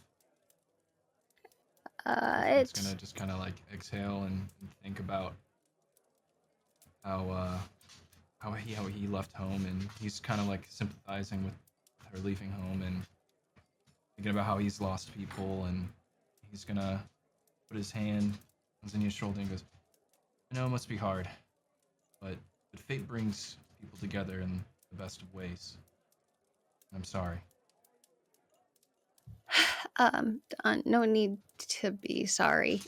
I think it truly did. I think they because Ren and Hao came into my life about the same time. I think they came for a purpose, which I didn't realize at the time. And I don't know if I would be here without them. So yeah, fate's funny. Fate's funny. And he's gonna look over at Ren and he's gonna, but you got this fella with you too, so.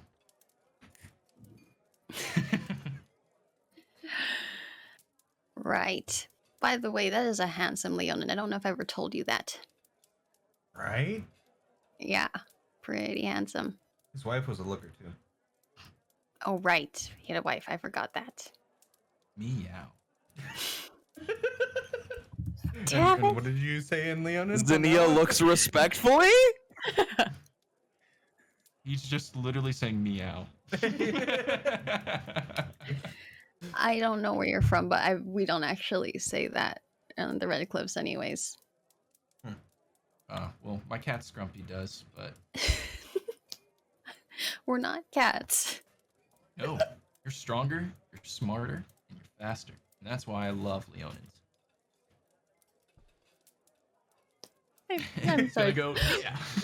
As Zinnia leaves the tent in general embarrassment, after Ren says, "Yeah, his wife's real pretty too," Zinnia says, "Good night."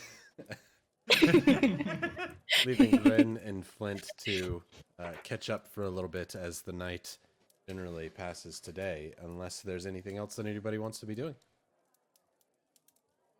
Fantastic. Yeah. A new day dawns as you're all generally awoken by the sound of livestock being transported from one place to another. A few roosters crowing before you can tell, almost like an alarm clock being snoozed. Their cages being rattled, trying to get them to stop from people not wanting to wake up. And the medieval alarm clock.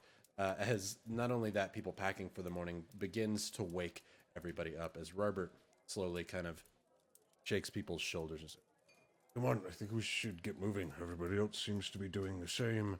Hal's been up for a while, writing in his little book. I think it's time we get moving if we're going to make it to Qurn by the end of the day. Let's do it. You coming with us? Flint stretches. He's literally laying in dirt. He's gonna get up, Yeah, let's go. I gotta head to Red Wagon Inn. Gotta check on my boy Rocco.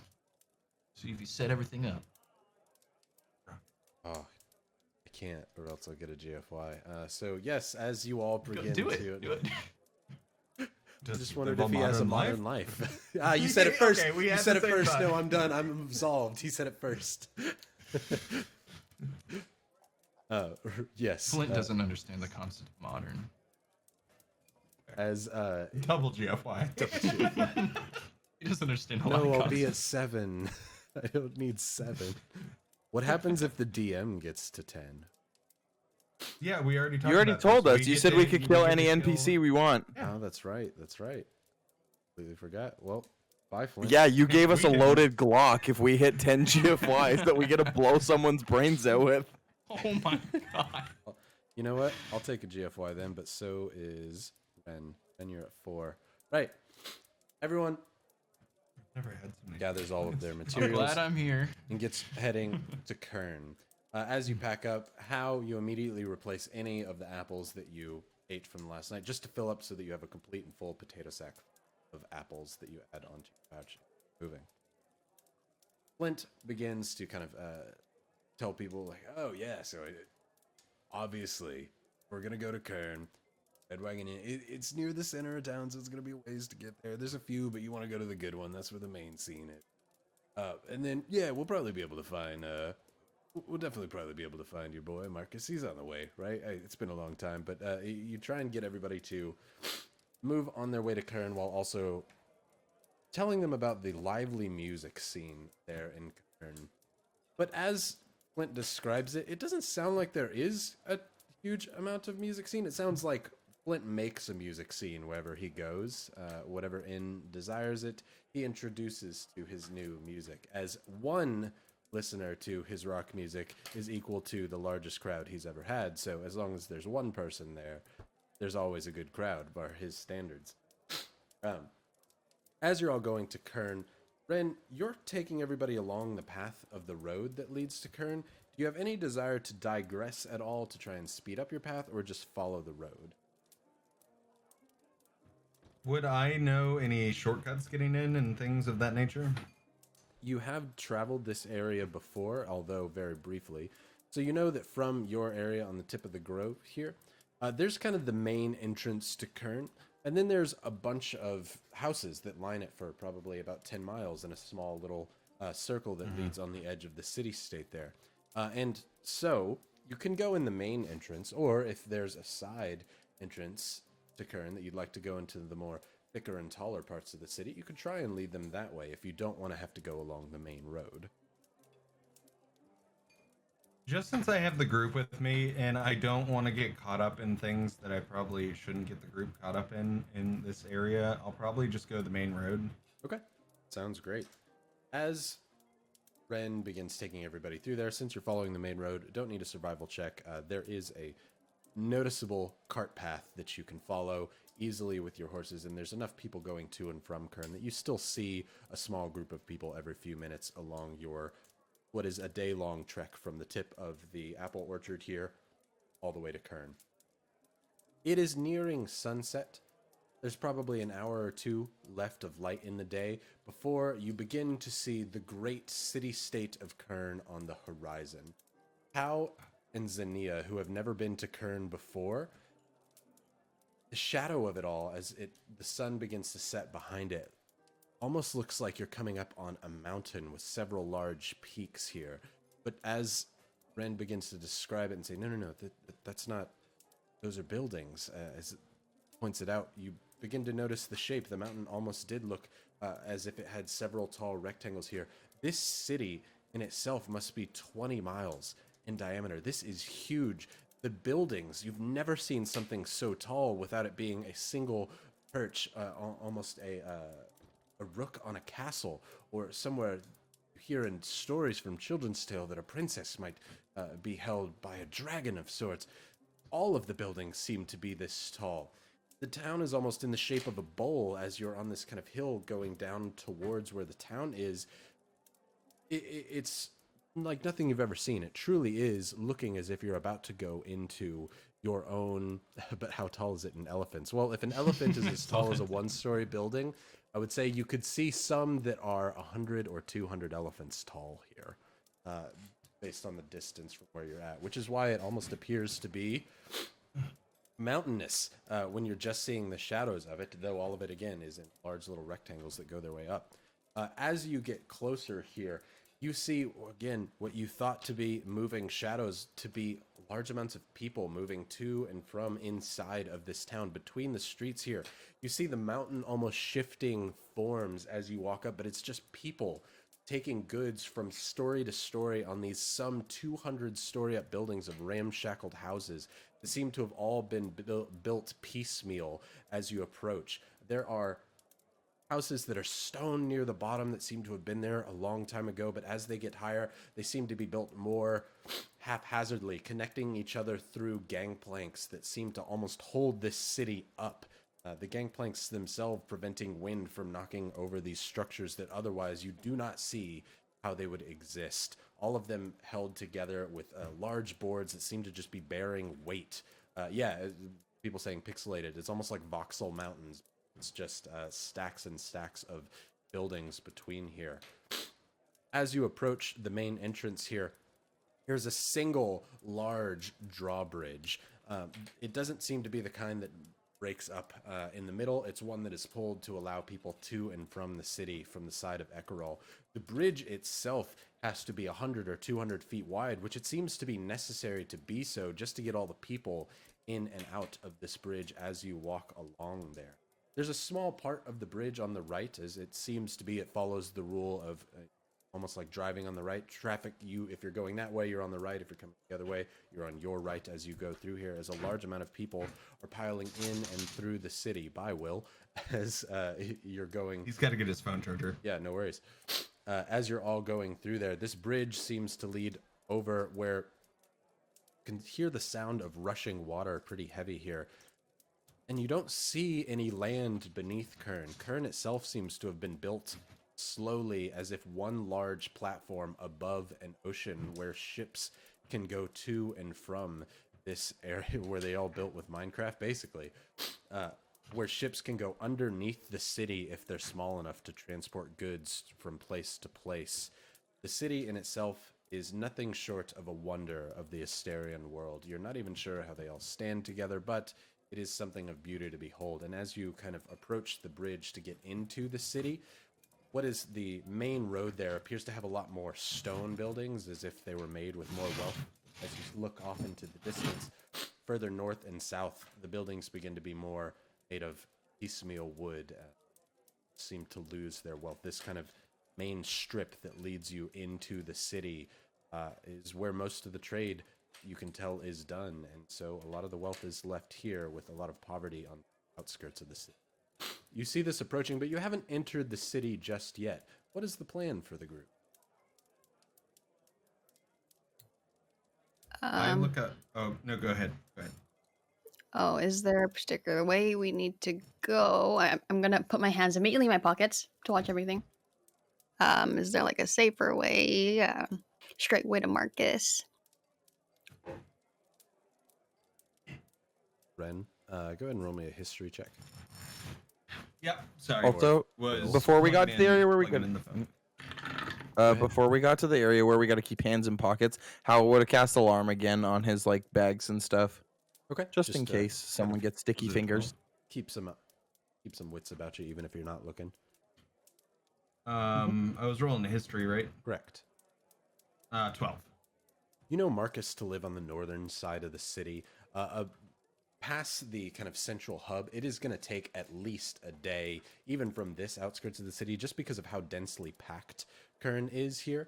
And so trying to get your way through Qurn it's almost like traveling through difficult terrain, just because you have to bob and weave your way through so many people here. And sometimes streets are blocked down below and you need to go up onto one of the levels, maybe 10, 20 stories high, and make your way across a gangplank, and that would be faster than traversing through some of the packed city streets down below. But the only way you're really going to be able to remember where Marcus lives is getting to the very dead center of town. And from there, you could probably find out where Marcus is and get a little bit more remember. Hey Flint, weird question. Does Old Lady Murgla still hold the record for the tallest building? Yeah, I haven't thought about Old Lady Murgla in a long time.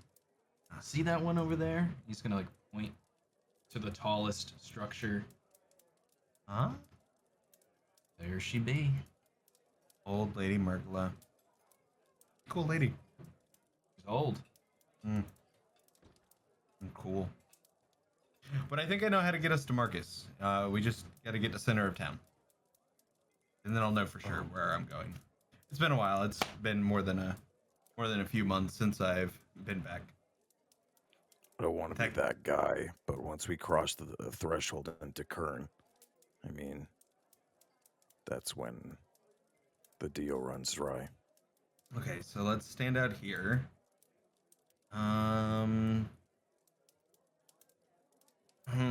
That's a valid point. Wait, Right.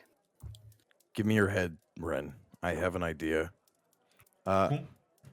I'm gonna pull in code thoughts. Think of where your buddy Marcus lives. Can I try and see if I can pull a little like a memory from him? Yeah, absolutely. Go ahead and cast Encode Thoughts. When you do so, roll an Arcana check to see how accurate Ren can get his basically. Is it Since cool because he I already- prepared if I cast guidance preemptively? Sure. Cool. Ooh boy. Ooh boy.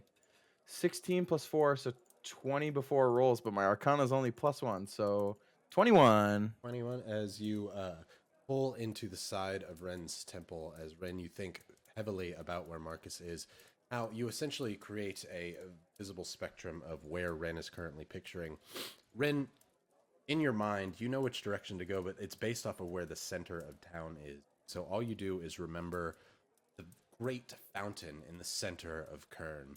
A fountain with all of the founders' statues all in this once what must be 100 yards in radius, fountain in the center, all spewing water forth with layers and layers upon the great people of the city who hold their hands out as water begins to pour out, where many people can come and get water for their homes here, clean, safe water. And so you remember sitting on the edge, the stone ledge of this fountain, looking to the north. Every building around you here is only maybe 1, 2, or 3 stories tall. In Qurn, that is the sign of immense wealth, having no other buildings or people that live above you. The very center of town is the epitome of wealth in Qurn, and this is where a lot of people gather to go where they're going, as it's between the main road that lies to Ekerol and the core crucial. Right. So, sitting here, looking to the north, you remember the old church that once belonged to Sunni, now belonging to the great lady Alyssa to the north. From there, you can find your way probably to Marcus. And so you see this long pathway that seems to lead by large stone churches and temples with no other buildings atop of them, displaying their immense wealth nearby. And so if you can find that place, looking through that corridor, down to the right, not far from there, basically Marcus keeps his home in a small, hidden away area, magical creature. While I relay a good bit of that information to the group, I would also like to look for a place that is like fully away from everything, if that makes sense. So somewhere where I can tuck in and change if need be. Okay, yeah, you're approaching the city. There's lots of people on the outside here. However, this whole area is just full of goods that are to be transported in Qurn, out of Qurn, dispersed throughout Ekerol. There's lots of soldiers of Ekerolian descent around here, wearing the kind of traditional fantasy breastplate with the large pauldrons on the side. Several geomancer-looking mages nearby as well that just kind of seem to be inspecting the people as they come from Qurn, possibly bringing illegal goods into Ekerol. So there's a general watch that always is going around. However, not a lot of pat-downs are had, just general overlook into people, preventing large goods that they definitely know coming in through here. But there are outhouses and places next to the kind of running water of the bridge that's nearby that would allow you to go into an outhouse, have a bit of privacy, and return if you like. And about how long would it take us to get to the center, or in that faster route to get to Probably going to be a Orcas? day's travel from this side of the city. So it is nearing nighttime, so it probably won't be until tomorrow before we get to the center of the city. I'm going to pull Xenia and Hao aside for a moment. I have a plan. It's a weird plan. I also have one, so I'd like to hear yours, and let's chat. Ren's looking Any- around to try and see if there's anyone watching us. Anyone at all. Roll a perception. Any plan? Sneaky, sneaky people. Actually, can perception. I cast? Can I cast locate person? Absolutely, you can. I'm looking for Spade. Okay. One. Yeah, sounds good. How far away are you able to? 1,000 feet. 1,000 feet. Yep, sounds good. Okay. What did you get first, Ren? And 11. My dice don't like me tonight. 11. Sounds good. You're looking around. There's such a large crowd around here. There's a few lines to some of the outhouses closer to the actual bridge that leads into the city there. However, y'all are off kind of to the side, hiding behind one of the outhouses there, overlooking the drop that leads down into the oceanic river that connects the northernmost waters to the Great Sea below the city-state of Qurn. It doesn't smell particularly good. You're up near about 100-foot tall cliff. It's a bit dangerous, but you're totally certain that you have privacy with your perception. Nobody's able to see you from here. Not possible. As Xenia, you, while you're here, think it's a good time to cast locate person, making sure that you're not followed, as you all basically tell Flint, Robert, and Celine, like, hey, if you need to use the bathroom, give us just a second. We gotta talk here. So Flint, Robert, Celine all kind of just wait, and Robert's like, You first, I won't want to go after me. he points to the first that's there. As Xenia, you clap your paws together. Can you describe what your locate person magic looks like to you? I'm imagining like putting them together, and then I pull apart, like the magic goes on my fingertips. I kind of just like cast out each of my fingers, and like little darts pop out, and they try to look for the creature. Sorry, it's locate creature, not person, that I'm attempting to find. Okay. Now, for the locate creature spell, is there anything that you need to be doing for that one, or is it just if they are within that location, you're able to find them? Describe. I sense the direction as long as within 1,000 feet. I know them as long as I've seen them. Can't locate a creature if running water at least 10 feet wide blocks a path direct between you. Okay. That's it. Sounds good. As Ren, Hao, and Xenia go behind outhouses to speak, Xenia kind of creates a clap of red lightning in her hand before these little sparking darts kind of fly behind the outhouse from where you all are. Before Xenia says, just a moment, let me see if I can find Spade. I'm making sure that we're alone here, have some privacy. Before the 10 darts kind of flight back in front of you, and they kind of spark and move back and forth before, in your face, they kind of turn into a small arrow that aims its way back behind the lighthouse into the large crowd of people. He's here. He's here. He's here. Oh god. Oh gods. He's here. Oh Nimbus. Oh Nimbus. All right, well, guess what? He can't read my thoughts, so I'm gonna start using sending to communicate with these two, so it doesn't matter if he can hear us or not. And I'm gonna have a conversation with them. Ren, why don't you share your plan first, and then I'll share my plan, because we may have very different plans. We probably do.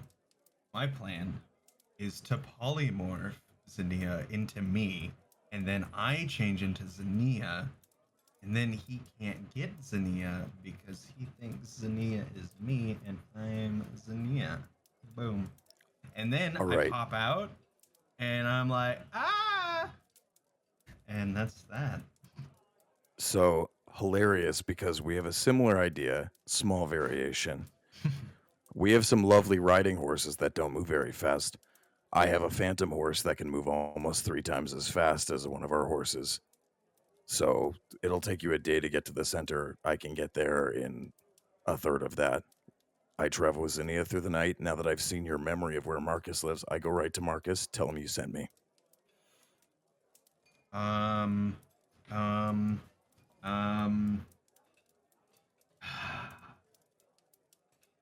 Rin reaches up, takes out a single hair, and as Rin plucks it out, it almost like glimmers on it, and then ties it onto Hao's finger. He'll know. You know I can just show him the memory that I know you, right? You could do that as well. But this has so much more flair to it. I mean, yeah, it is pretty fun. As So- the Leonin hair that was pulled out of Ren touches your hand, it begins to fade into a bright silvery white.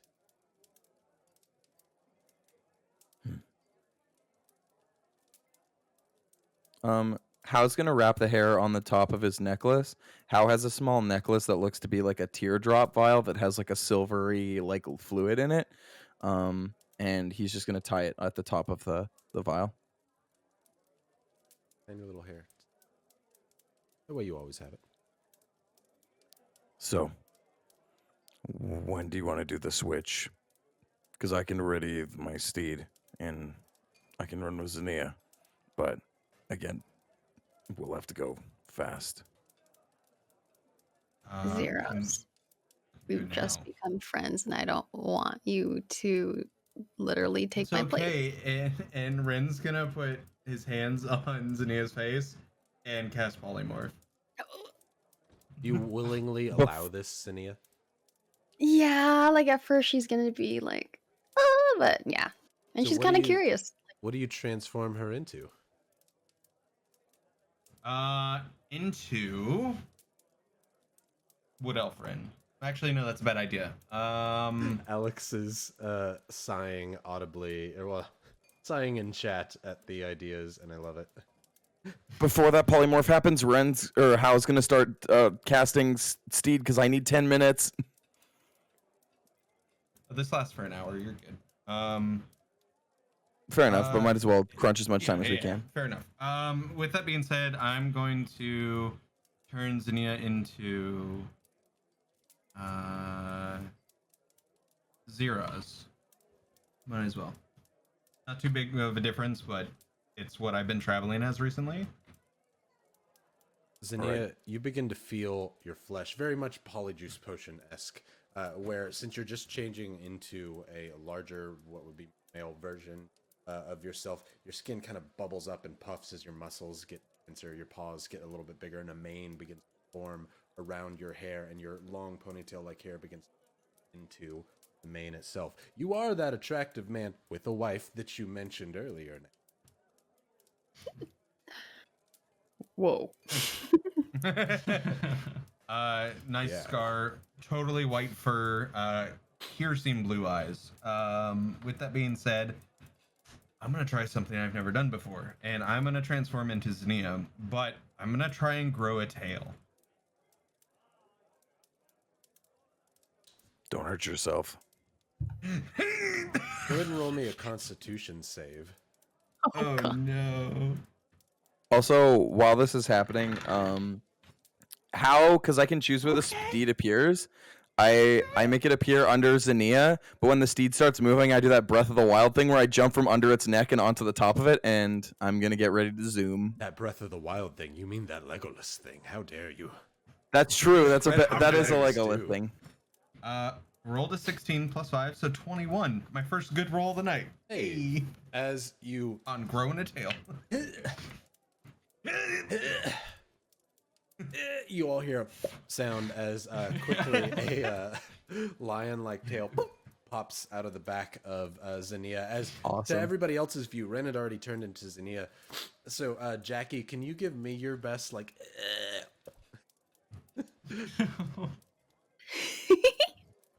That's all it is. as- You hear a giggle come out of Ren's butt as the tail flops out. Yep. Yep, you Perfection. you hear a Zinnia also giggle as suddenly with- pops out. With polymorph, your armor gets absorbed into your like you lose your armor pretty much. It's absorbed into you. And then I'm gonna just rub my belly real quick, save fashion, turn all my clothes into Zania's clothes, and go from there. For sake of numbers, so a regular horse moves at 60 feet, which we've been riding. The Phantom Steed has a base speed of 100 feet. So if I'm dashing, I'm moving almost double speed, and we gonna zoom. Correct. You can definite zoom. Is that the plan? Yeah, basically once we're ready, I'm gonna give Ren one last basically sending and just say like, Good luck.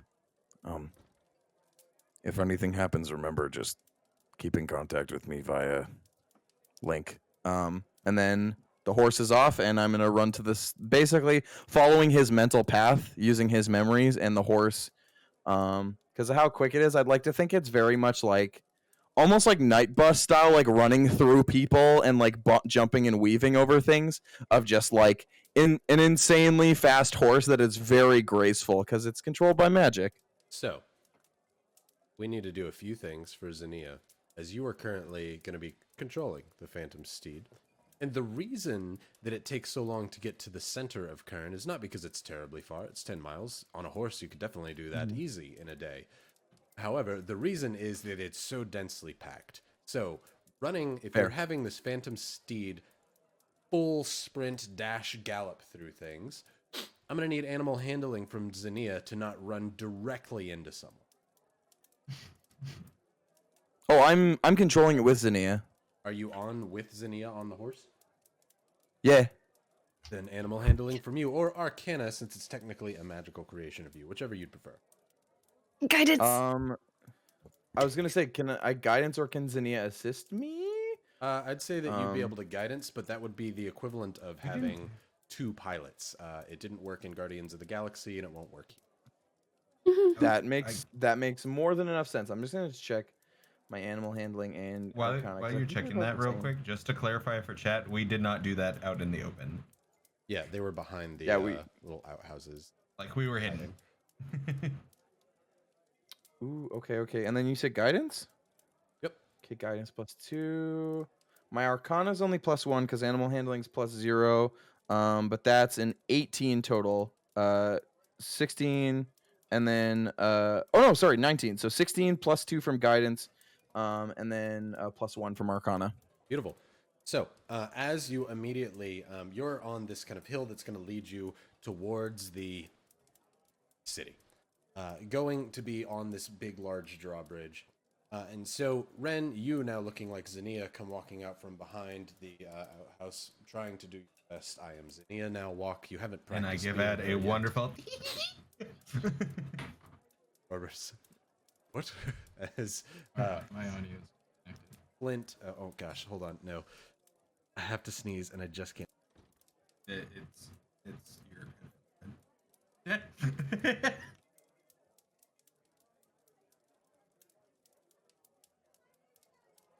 Bless you. Get to sneeze. It's the worst. I looked into the light and it just went away. That's worse than just sneezing. Right. Ouch. Sorry. Feels bad, man. It does. My eyes. It looks so red, and my nose is just torn to shreds. Right. So, Flint, you see Zania walk back over to the group here with Robert and Celine and you. But as Zania does so, you see your friend, Ren. As all intents and purposes, you see your friend Ren and the masked drow figure ride off at incredible speeds into the city, leaving you here with Zania, Robert, and Celine. So Flint's gonna go, whoa, man, the line's not that long for the bathroom. Where are you going?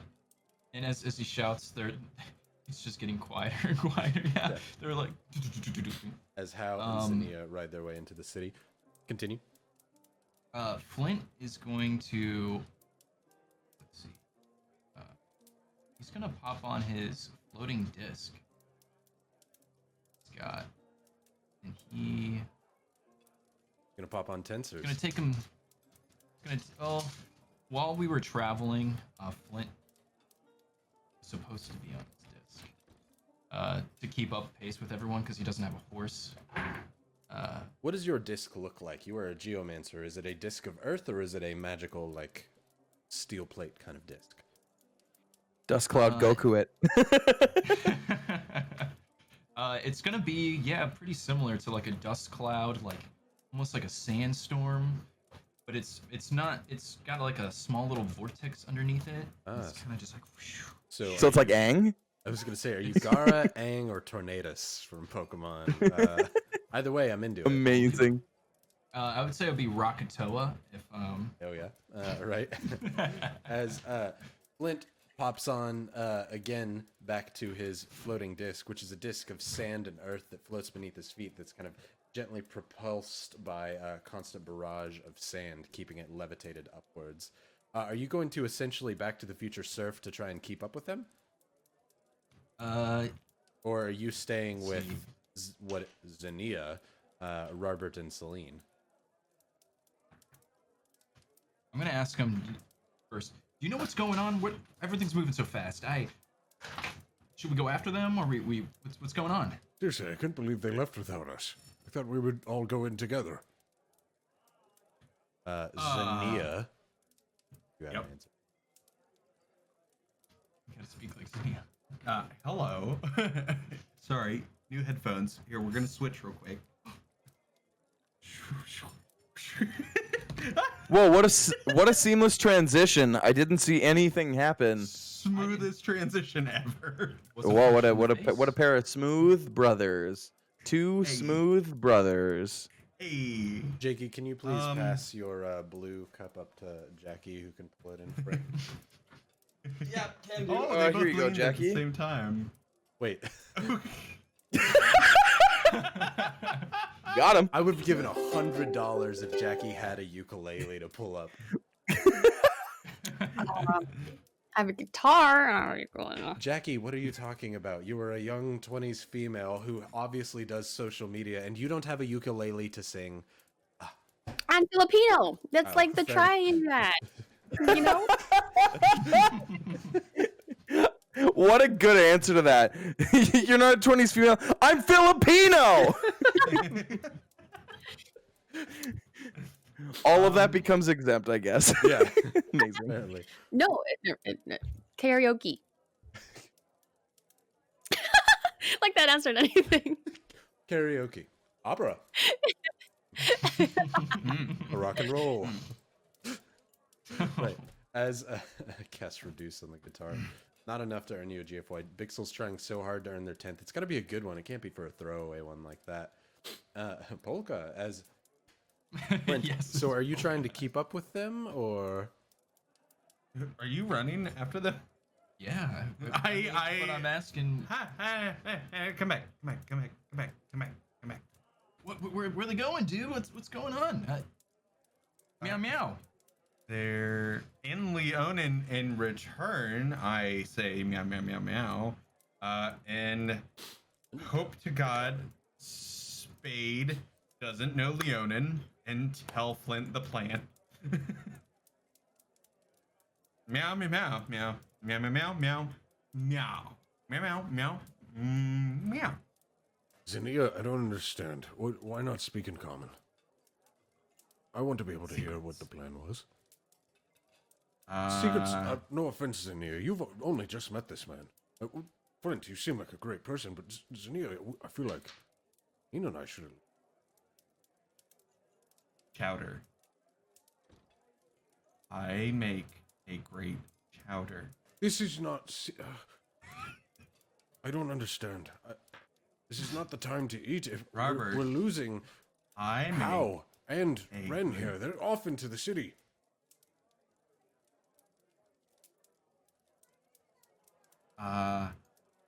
Fireball go boom.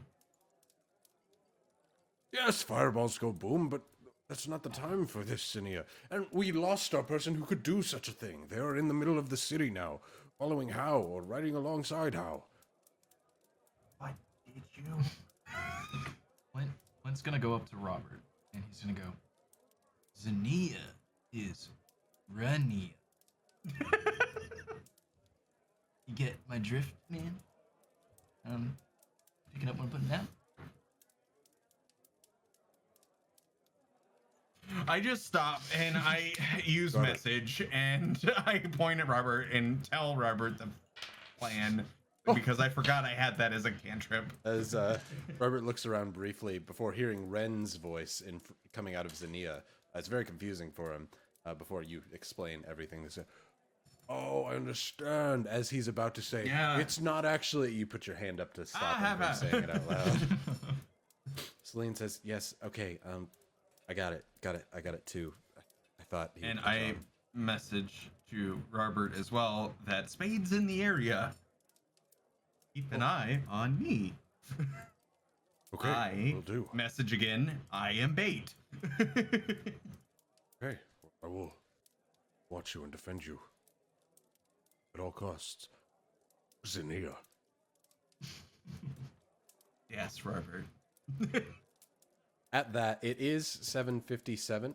Why don't we come back at 8:05? We'll give ourselves an 8-minute break here. When we come back, we'll do the first release of the here's where to go get the 3D model for everybody, and then we'll do another one later tonight in case anybody misses it.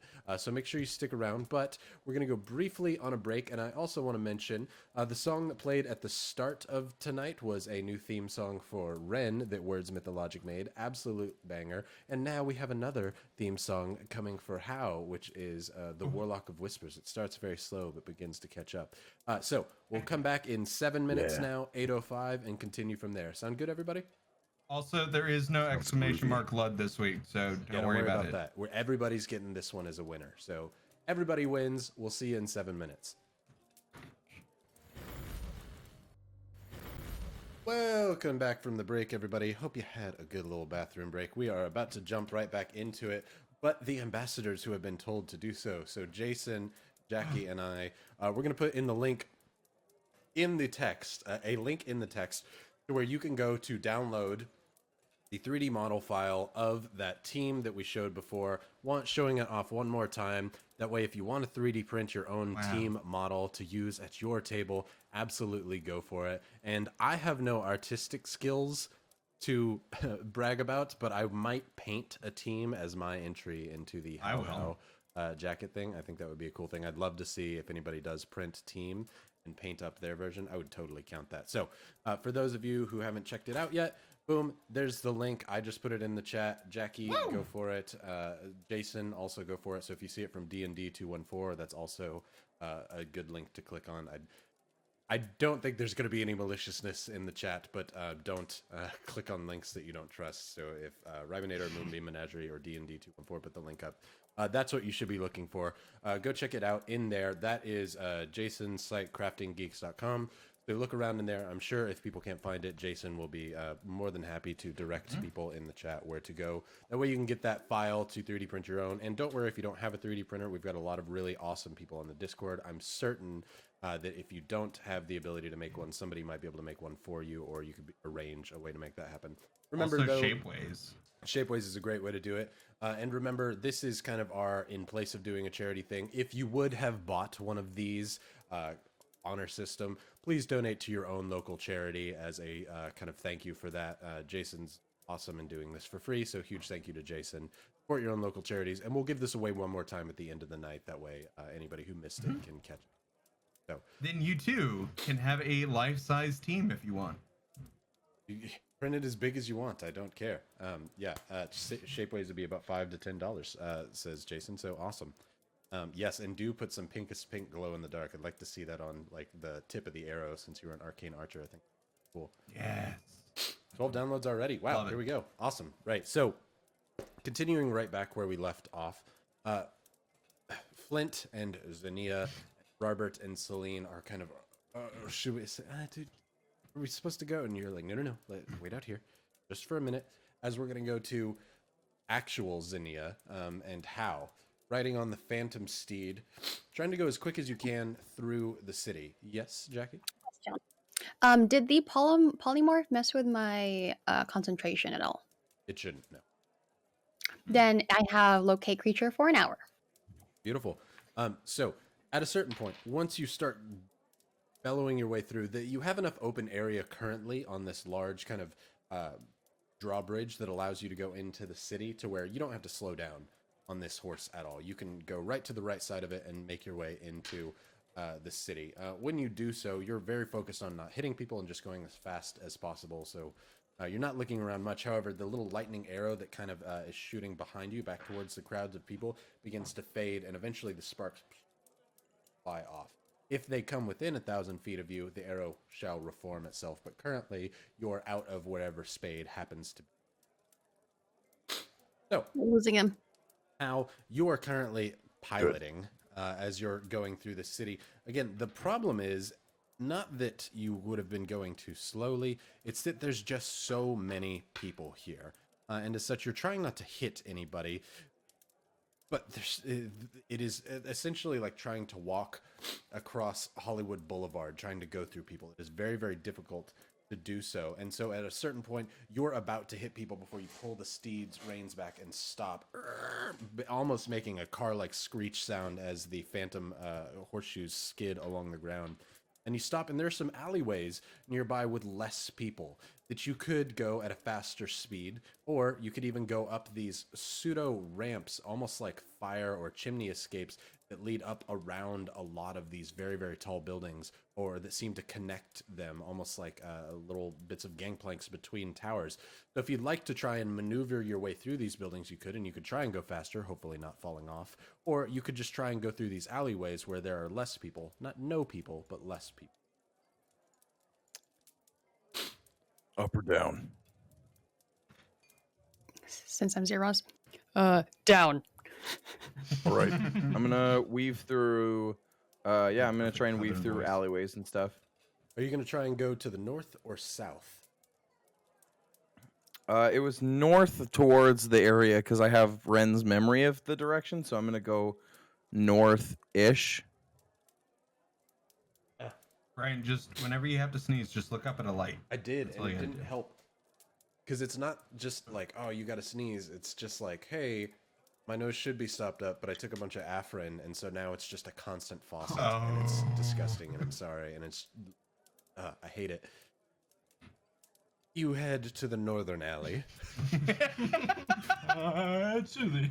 Northern alley, as you go into the light rain, as you kind of stop yourself and weave yourself slowly through the large bunch of people going to and for, you hear lots of insults from people as you're going sideways along this very go straight or go back path. You're basically at the very exit of the town where everyone is trying to go to somewhere or to either get into Qurn or get out as quickly as possible. There's not a lot of dilly-daddling that happens right here. Most of the business is done further in, trying to get out of here. And so you head to the northern alley. When you do so, you see a long expanse of what is the equivalent of nothing here. There's lots of boxes, some doorways that lead into some of the bottom floor homes, and a lot of the ramps that seem to start leading upwards towards the top parts where the other houses are within this city. Are you planning on staying on the ground, you said, or are you trying to go up? Zinnia said down, correct? Yeah, we're gonna stay on the ground level as long as we can, and then once I get to that area where Ren indicated, I'm gonna start ramping up. So it's basically we're gonna get ground level center of town, and then slowly make our way upwards. Because you said it was a higher area that the dude was hiding with magic, so that's It is a Or is it low? northernmost area that he is hiding. From that fountain, he's heading to the north. Based on where they're at in the center of town, there's not much higher area to be had here at all in the very center, because that's where all the wealthy people live. So there's only maybe 1, 2, or 3-story buildings. Signify what great wealth that they have, and all made of stone there in the center of town. okay. It is a small subsection of an area. He didn't even really know exactly where it was. He just knew the streets to take. So you haven't seen where this home is or who it belongs to. You just know, all right, in general, it's to the north of this fountain and off of one of the roads nearby there.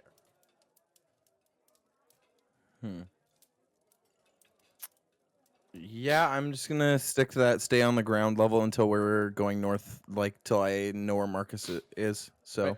yeah. So, being that you are now in between such tall buildings, of which would be very foreign to all of you, the sun is blotted out, and that is the equivalent of losing your compass and how you're able to go through these things. And it was nearing nighttime anyway, You're gonna have to roll me a survival just to see if you can keep track of all the winding left and right paths you're gonna have to take between all of these large buildings to make sure you're going in the right direction, not getting lost on this what is equivalent of outskirts of town. Do I have a guidance? Man. Cool. Not bad, not bad. Ooh, hoo, hoo, hoo, hoo, hoo, hoo. Okay. +4 from guidance, 12 base, so just 16 total. Not 16. terrible. I don't know if my 120 feet of the devil sight helps or anything, but that's something to constantly remind that I see good in the dark that other people don't. Works for me.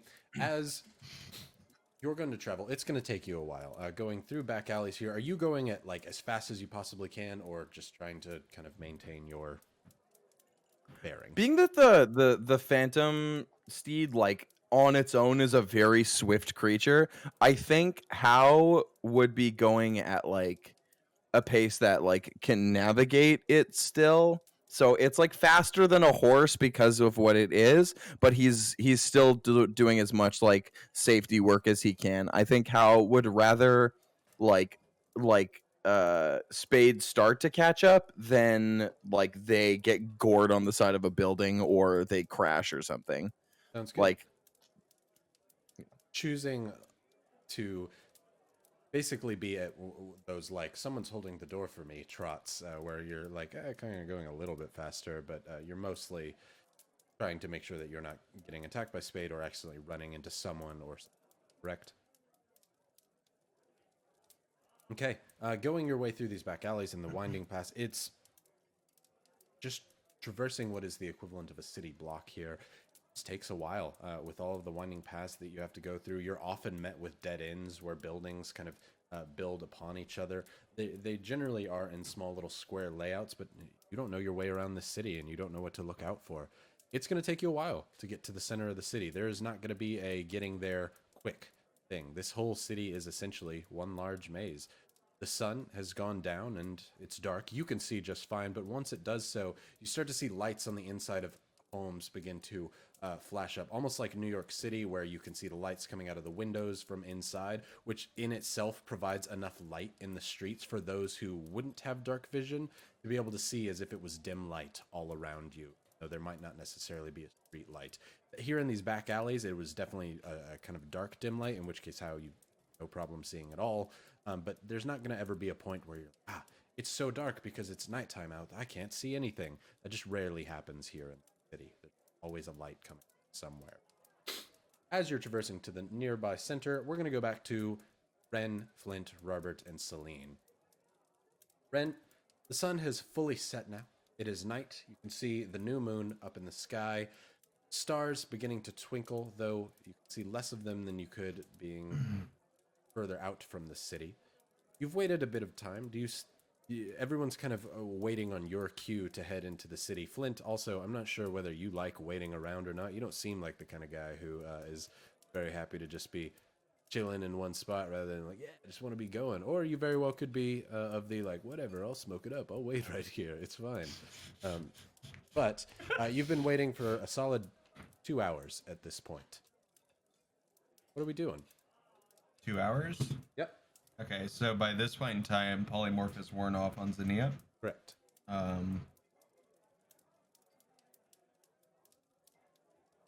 Okay, what's our plan, y'all? Because Well, if we're not trying to be discovered by anybody, I don't think standing out by the entrance of the city is a good spot late at night. People tend to usually go inside. Well, kind of be just standing out here, you know? And Flint's kind of like antsy. He's kind of like walking around his floating disc, kind of looking at it and kicking pebbles. He's also thinking about how like he's got a show to perform. So he's like, I also, know a good spot we can kind of hang out at. I mean, these Red Wagon Inns are pretty chill. My boy Rocco is there. I'm sure he's got a table waiting for us and everything. only problem is, soon as I step foot in there, this assassin's coming for me. What do you mean? Can't you change?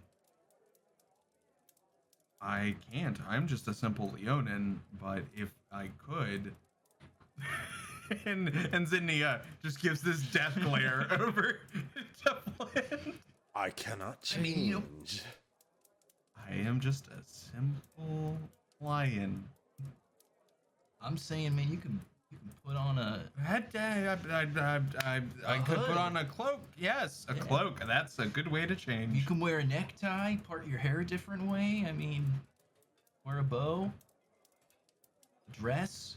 I don't know, strawberry dress, whatever you got. I don't know anything of the strawberry dresses, so I'm not going to say anything on that.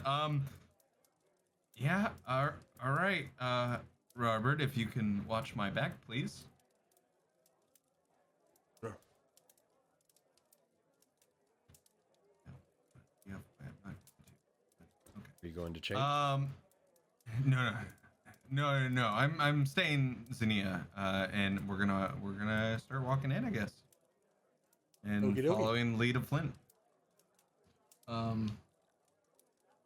Flint, remember exactly where the inn is. Yeah, absolutely. Roll me a history check as you hold out your small baggie of drugs and It's dice. It's dice. Oh no. I'm just so ready for the second they step into the threshold of the town, just smoke puff, and suddenly, the Hokage are here! Hiya! It is time for you to battle me, Spade! Oh no. You're having me roll for a history check. Yep. So it's +6. Damn. So that is a 13. Wait, knows its history. Wait. I thought you said damn like, oh, he rolled like a 20. 6. Yeah, 13. Right. So, Also, I was Zinnia for their bit, and I would just like to say I'm honored. seems like everybody is I turning am into Zinnia Zinnia right tonight. now. Yeah, I was gonna say. And I am very honored. Flint's like, meow. You know, I'm a Leona too. Yeah, dude. As there's Jakey's luscious luck. As you all begin to walk in, Flint, you're trying to remember where Red Wagon Inn is. You remember one that's near the very center of town. It was one of the original garters of peace here within the city. As the Red Wagon Inn is a neutral establishment, it made sense for there to be one nearby the center of the city. So there is a pretty immaculate one that has lived there for a long time. That's a big 3-story building with nothing on top of it, which is a rare sight to be seen. But there's enough work for adventurers within the city. Qurn is a world in and of its own. Always work to be found here within this city. It's definitely going to be near the center of town. You can see the fountain in your mind when you're remembering, oh, I stayed there one time. Yeah, I could hear the water fountain outside while I was playing. Yeah, it's near the center. I washed my feet there once. Yeah. Yeah, as you do. It's the fountain. Flint's gonna turn to Zinnia and Robert and Celine? Celine, yes. Yep. And he's gonna say, I remember where the inn is. We can head there and hang out. And, maybe wait for the rest. Great. To the inland. You're an adventurer too. Yeah, I frequented there. I got a show there playing too. Perfect. Then it's near the center of town. Hopefully, what can that be? Let's get there. Let's go. I'm gonna rub my tummy with a slight fashion and have a small pin appear on the inside of the fabric of the clothing. Like, it's not a real pin, but it'll do. It looks appropriate in the right appearances. Are you making it copper, silver, gold? Copper. Okay. I've seen Zinnia's pin before. I'm just making it look like hers. Sounds good. Right. As the rest of the group begins heading in, you're all on general lookout, especially Robert. You've asked him to watch your back. You know Spade is here, and as soon as you step on that drawbridge, you think the deal is done. We gotta worry about this guy now. So, as you cross this drawbridge, can the 4 of you roll perception? Flint at disadvantage, as you've only been basically vaguely described that, yeah, it's an unwilling and a brown cloak. Hopefully I'll find one of them. So, a disadvantage for you.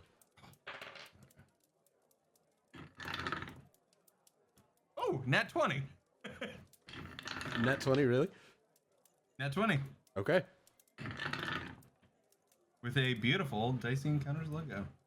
I'd like to think it's not because Ren looked around very well. It's that like Spade Yeah. stripped or tooted or something, and then he's just like, "Come on, man." You know, unwilling with all of their gas sacks inside of their. He wants to feel like he was human, and so every now and again he just goes. Just to feel like it's involuntary. Ren. Rolled an 11. 11 from Ren Flint. was a nat 20. Yep. As you're walking across, you're all looking out for Spade, trying to see if this person that could be ending your life is hot on your trail. You get onto the drawbridge itself and turn back and look around. And Ren, as you're doing so, you spot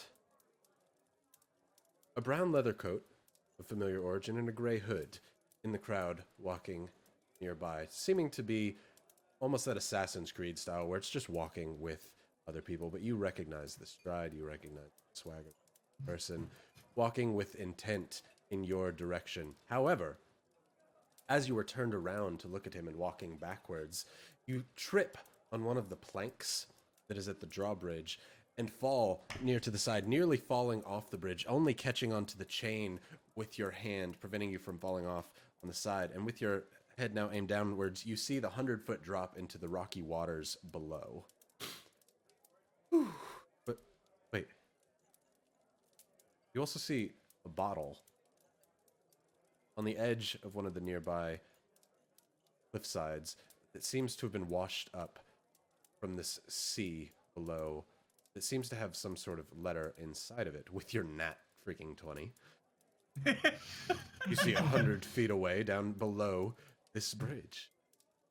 I'm gonna keep that in mind because my mage hand only goes 60 feet with my ability that I have. I'd like to think the bottle note just says "you up" on the inside. Yeah. WYD. But I'm gonna keep that in mind, and then I'm gonna get back up on the thing, and I'm gonna message to everyone with slow finger guns. Spade's here. I'm about to die, but don't act suspicious. Don't be suspicious. As Ren tells But Flint. on a to rub positive note, as Ren's also messaging again, positive note, that means Spade's here with us and not with Zania. But do you see him? Can we just confront him now? Sure. He's right over, and Ren points back that way. As you turn and look, you see the crowd that he once was in. You don't see him anymore. You are certain that he's still there. There's so many people walking there now on your level, no longer going downwards.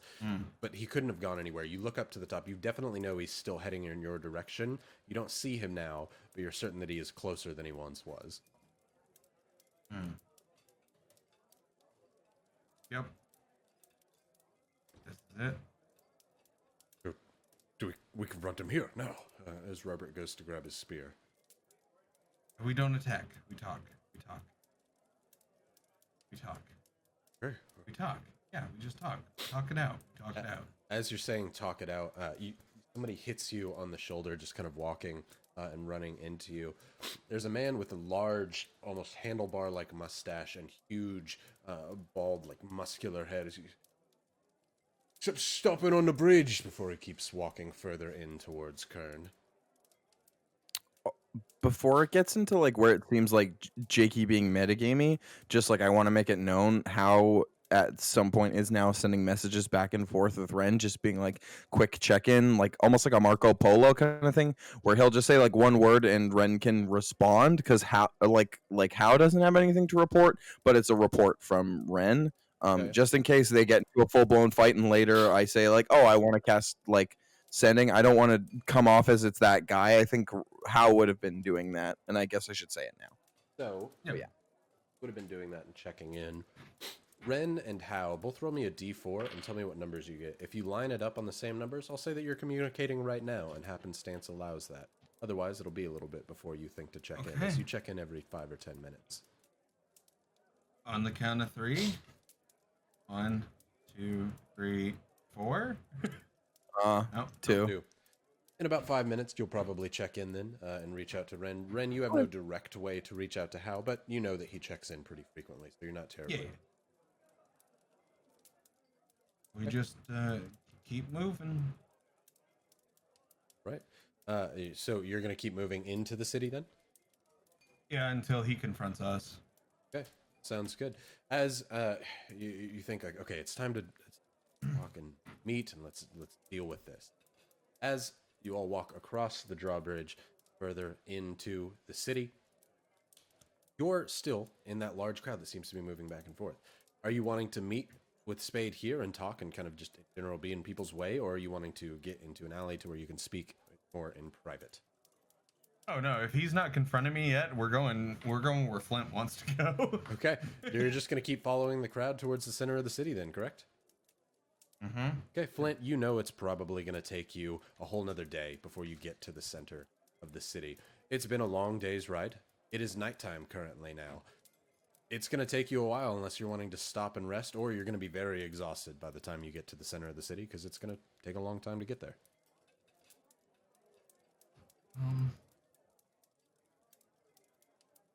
Well, knowing Spade is lurking around, I think we should maybe we're gonna go off and maybe take a short rest and just kind of check in and keep our eyes open and make sure to be aware of this hunking cloaked figure. You want to take a little short rest somewhere, just kind of park it, not necessarily like in the back of an alley, but just off to the side. The main road is kind of what I'm getting. Yeah, just off to the side, probably next to like a stand. Great. There are plenty of stalls all trying to sell people carts, empty barrels to take goods into the city, take them out of the city, offering wagons, horses, travel throughout the city here. Lots of people begging for money. Fruit stands that are filled around here. Fine clothing wares to be seen. Shirts made of pure mithril, green mail shirts, plate armor entirely on stands that seem to rotate and revolve around with these small mechanical platforms nearby. This is truly the city of finding anything you think. Green armor such as that, such brilliant, bright scale mail, but you think, okay, well, there's a small place right here. Someone's selling dragon fruit and rare fruits nearby. It at least will provide you some privacy to talk to your bros. You know what I'm saying? So you move it off to the side. You're behind the vendor. The vendor kind of looks at you. He says, "Hey, I'm watching you. You eyeing my fruit. You sit back a bit. I sit behind. No, I'm no fool." No worries, man. Just admiring the fruit. Never seen something like this. And he's gonna walk up and act like he's really interested in his wares to make it seem like he's interested, so that merchant thinks that he's a possible customer, and he's not just gonna be a shady individual or do something like that. Well, right. Most people just come around the front side of it, but that's fine. Looking to buy fruits. We've got dragon fruits. We've got tangerines from the south. We've got coconuts from the scorch on the coastal side of it. We got basically anything that you need here. Or if it's a juicy fruit, we've got it here. You're never going to find it better than this. What are you looking to buy? These dragon fruits. Now, if you've never tried one of my dragon fruits, you've never really tried a dragon fruit, I have to say. Have you heard of a dragon fruit before? They're quite delicious. Give me your juiciest dragon. Well, my dragon fruits are quite special, you see. I'm going to charge you 20 gold. A bargain, if there ever were to be one. Here, as he holds out a small, kind of spiky pink and blue fruit in front of your hand. Even as he holds it, he seems to be holding it kind of gently so that it's broken to his own hand there. Flint's gonna be like, may I? Yeah, as you grab it, it's kind of cold in your hand, as if preserved. Sorts, you must imagine. Roll me a nature check, Flint. Okay. That is a 5. 5. Flint's gonna have dragon breath. You've never heard of dragon fruit before, and this thing is so exotic looking, so pretty. It must be delicious. While Flint holds this, he's gonna be kind of looking around. He's gonna look towards Renia and Selena and Robert, and kind of give him a like, hey, you guys all right? What's? He's gonna be looking around, and he's gonna just be like smiling at the merchant, like, wow, this is neat, dude. This is incredible. This 20 gold is all. Well, let me 20 gold seems a little pricey. He's gonna set the fruit back down. Let me go talk to my pals and see if we can scrap up some coinage for you. Never find colder fruit than this stand. I guarantee you'll be back. Flint kind of goes. As he goes and sits back down on the stand, other customers come up as he's like, have you ever heard of the magical dragon fruit? Before he starts selling off. He's cold as ice it is. But before you can just kind of hear him generally selling while you're back in this little alleyway here. Further down the alley, there seems to be a family on a doorstep of what is one of the blocks nearby that leads to one of the tall skyscrapers and stacks of buildings that seem to be sitting out there. They're just kind of having a what is almost like a New York stoop conversation. There's a few steps that lead up to their doorway there that just all seem to... They look at you and kind of wave. Or they go back to their conversation. They're 50 feet away, and they're not really any bother here. But there's enough spaces here to where if you'd want to sit and take a rest and a breather for a bit, you absolutely could. Yeah, I'm gonna do that and kind of wave the group over and check in on them.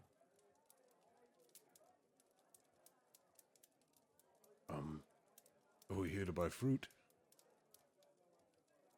I just wanted to let you guys know it's getting real late, and I didn't realize how long it would take us to get to the center of the city. I was thinking we could take a short rest and catch your breath. And you've been keeping an eye on our friend? Yeah, I've been watching to make sure that out of nowhere, he's very good at that, but I haven't seen him following us. Soon he'll make his presence known, soon. He didn't ever seem to be afraid of you all, but maybe I can talk him down and tell him that this is not the path he needs to take. Think you're able to do that with this kind of figure? I guess. Friends, in a way, he helped me, I've helped him, but just hope that he sees reason and see red. Well, I think if it's that point, I think you'll be the man to hopefully figure out if there's any way to resolve whatever is going on. I don't know how possibly what thing you guys did have him trail you so hard, but Flint's got your back. I'm your dude. As Flint says, Flint's got your back, man. I'm your dude. You kind of hop off the disc, and everybody hops off of their horses here to stop and take a little breather. Flint, taking a bit of a breather, you finally... Oh, you go, oh, yeah. You reach into your pocket. And what can only be described, if Breath of the Wild players, is a very small stone talus in his hand, about the size of a pebble. That you go, oh, sorry, little dude, and you let out onto your shoulder as it kind of sits up shoulder. And says, what is that? Oh, it's my little fellow here. This is Rocky. It moves? Kind of hangs out with me. And It's so cute. he's kind of like going.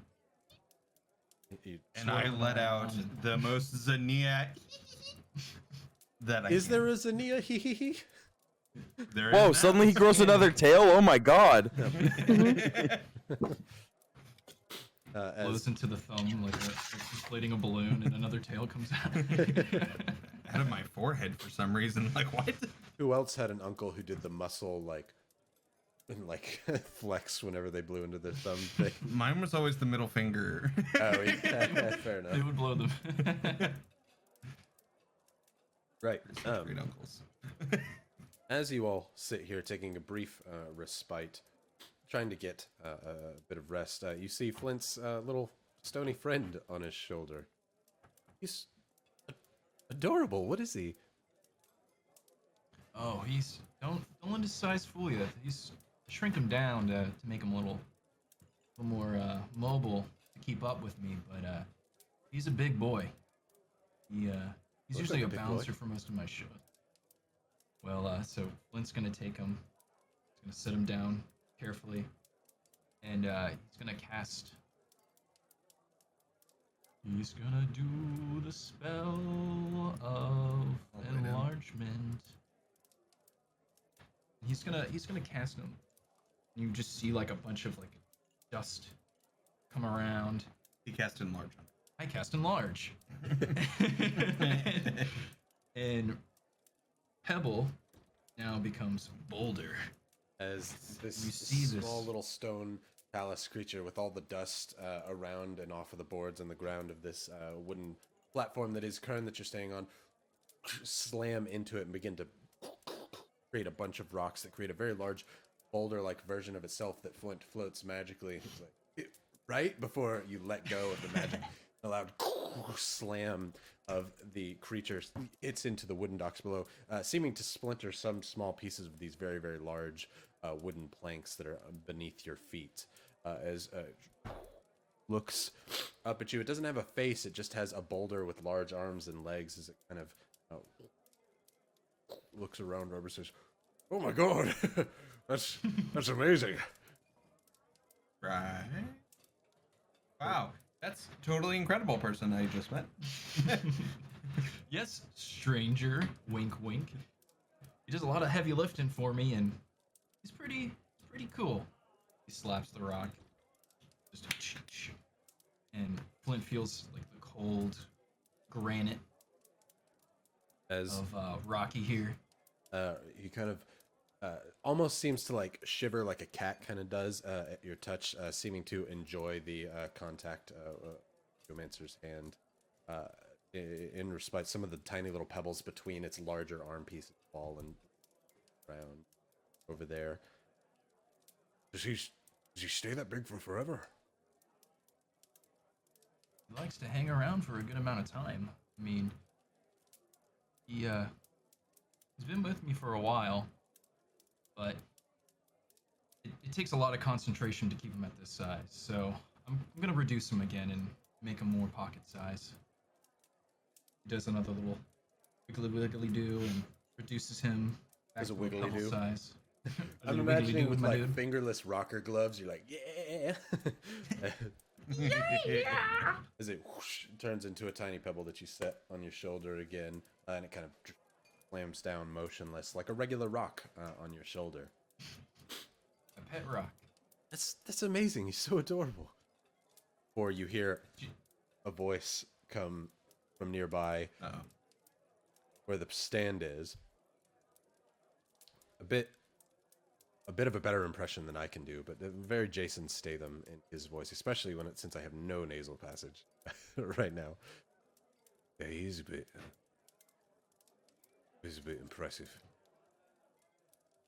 It'd be best though, as you turn and look and see, Spade takes his hood off, holds his hands, to leave me alone to talk to Zinnia here for just a moment.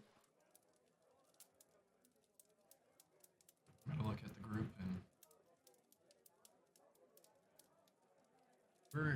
so how much space is around us? The alleyway that you're in is maybe about 20 feet wide from building to building.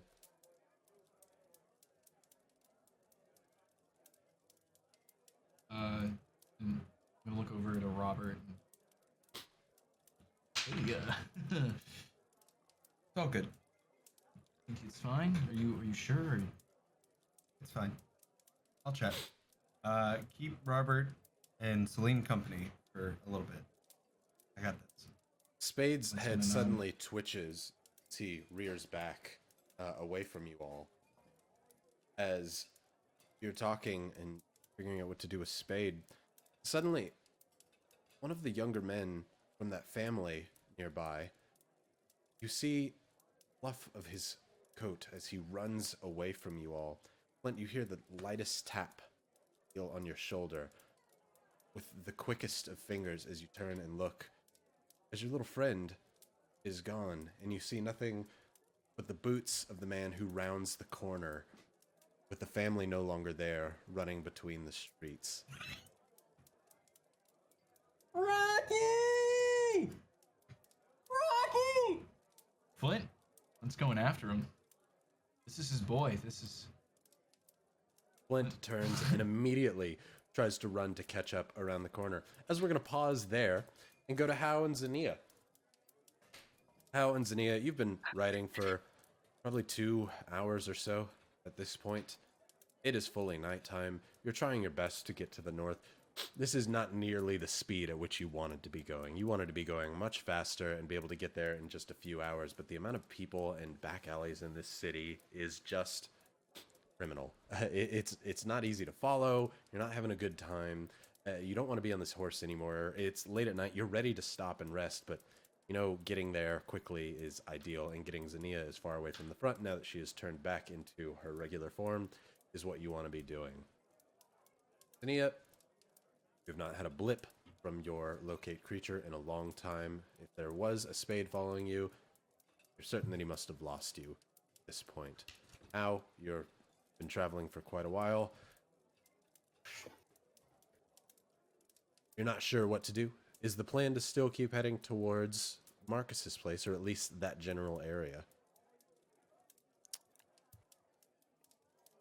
I would think so. We're not familiar with the city. We don't know where else is safe to go. Yeah. Okay. Can both of you roll me a perception? Oh, go ahead. No, I was just gonna say exactly what Zinnia said. Yeah. Roll me a perception then as you're traveling to see if you can find your way. Can we both Guidance. guidance ourselves? Yeah, absolutely.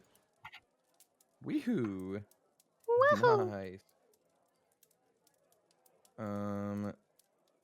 13 plus 3 plus another 3, baby. Wow. Thank God for plus 6 from guidance and mod. 19. Or wait. Zania? Yes. It is a 13. 13. Zania, you actually are pretty sure, just based on where you've seen the stars, that you are still heading in the right direction, which is good. That's hard to be able to find and see here in this. You're happy with how's general navigation. You're going to get there, but a yawn kind of crosses over. It's getting late. You're getting tired, but you know what? You'll get there when you get there. You're happy that how's things here. You're heading in the right direction. Relax a little. How? Same thing. You're confident that you're heading in that direction. You must be heading to what towards is the center or the north side of town, or at least like the northern center. You know you're headed east. You're headed to the north. Yeah, that's where you're trying to go. You're looking up at the stars, trying to see if you can get some general direction.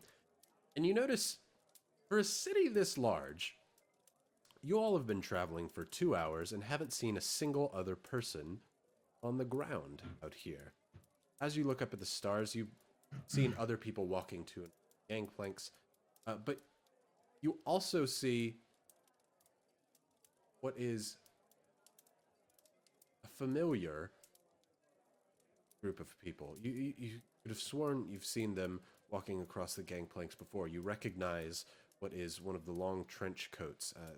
It's very unique. It's kind of this bright red trench coat that you can even see the color of from above you, and you recognize you've seen them before. They seem to be walking along the gangplank, maybe 5 stories above you at this point, seeming to be heading in the same general direction. And we only recognize them because we've seen them above before. Like, we haven't recognized the red coat from anywhere else. Hao recognizes it with his 19. You simply recognize that you're heading in the right direction with your 13. But Hao does recognize this unique cloak that seems to be necessarily following, but has been heading in the same direction for you as a while, and also kind of recognizes that, wait, why is there nobody here? Is there any point where, like, landmark wise, how like puts 2 and 2 together? We've been going in circles or anything, or are we still on a good like track? Like, are we like, can How tell we're actually progressing, or am I having a, oh my god, we've passed that same garbage can 3 times? No, you are definitely progressing. That's even Zenith. Oh, is okay, that's certainly good. Progressing. Okay. Yeah, I'm just gonna clock that person, give Zinnia like a little like bump because it's been 2 hours, you said. So by now Zinnia is Zinnia. Yeah. Yeah. I'm also, while we're riding, I'm gonna slow down a little bit. I'm gonna take a belt and wrap it around Zinnia and I. You can sleep. I'll keep the reins on the horse. So close your eyes. I'll try. Do you recognize? And I just point. Because we're speaking, I'll say we're How's gonna be using sending at this point now that we're trotting and stuff.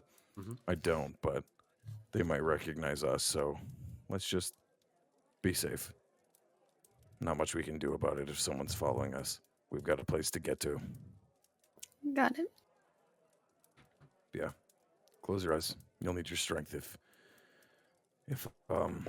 we run into Spade. Got it.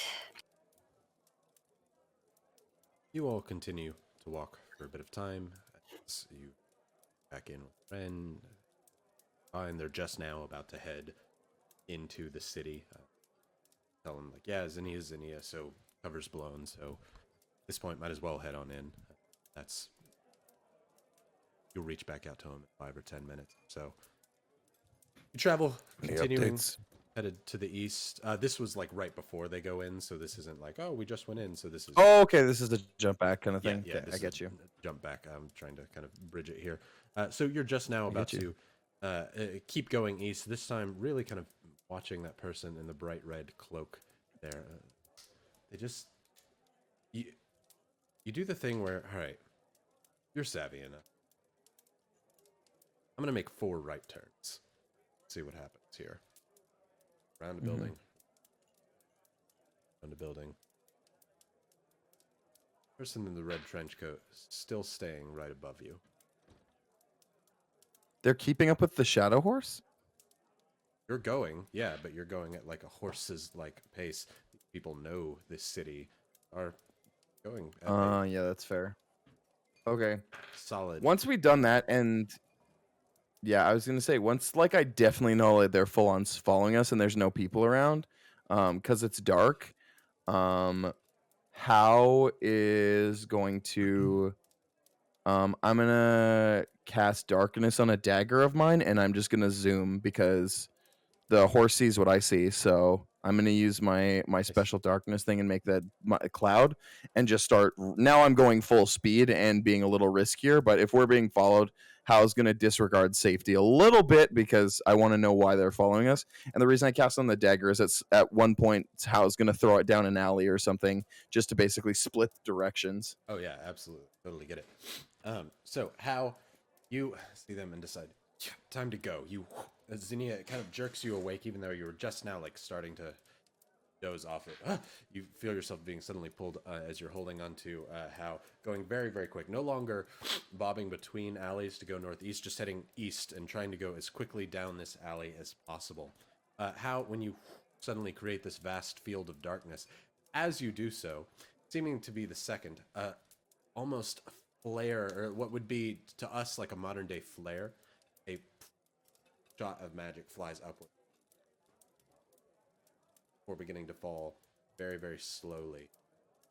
Before, as you're rushing along this building, you see another seeming to be as you're passing the buildings nearby. Before the flares get further and further ahead of you, seeming to lead your path to the east. You try and lose them, or just go as fast as you can going to the east, trying to outrun these things? I'm gonna send a message to Ren. Okay.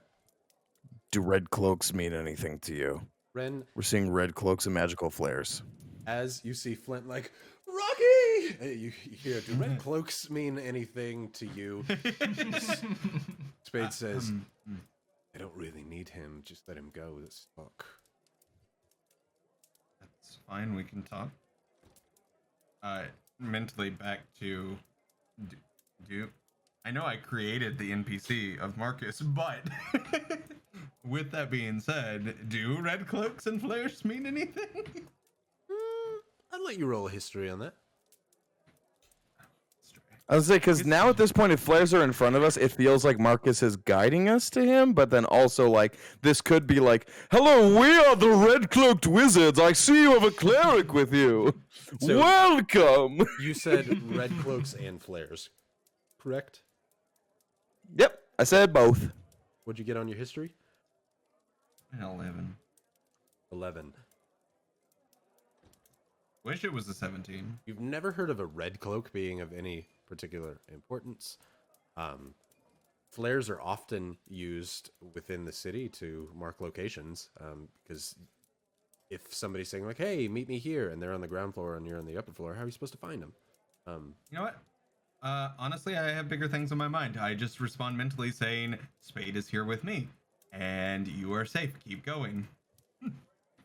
Yeah, I'm just gonna respond and say, "All right, I'm gonna keep running. Remember, don't let Spade kill you. Reveal early if you have to. I don't care. We have a couple contingencies. Don't risk your life for this." Just in case. Love you. And I'm going to just like, blah, blah, blah, blah, blah, and like try and get him out of my head. We're going to go back to Ren and Flint, Robert, and Celine. As Flint, you run around the corner. Let's see what you see first. Roll me in athletics to see how fast you go. Okay. +1. 20, not unnatural 20. Unnatural 20. Ooh. Right. So 30. Flint, he is a fast runner. As you basically cause sand to propulse under your feet so that you can roll way faster than your athletics would normally allow you to go. It's all about breathing as you rush through, as you're stunned in the same place. Yeah, exactly.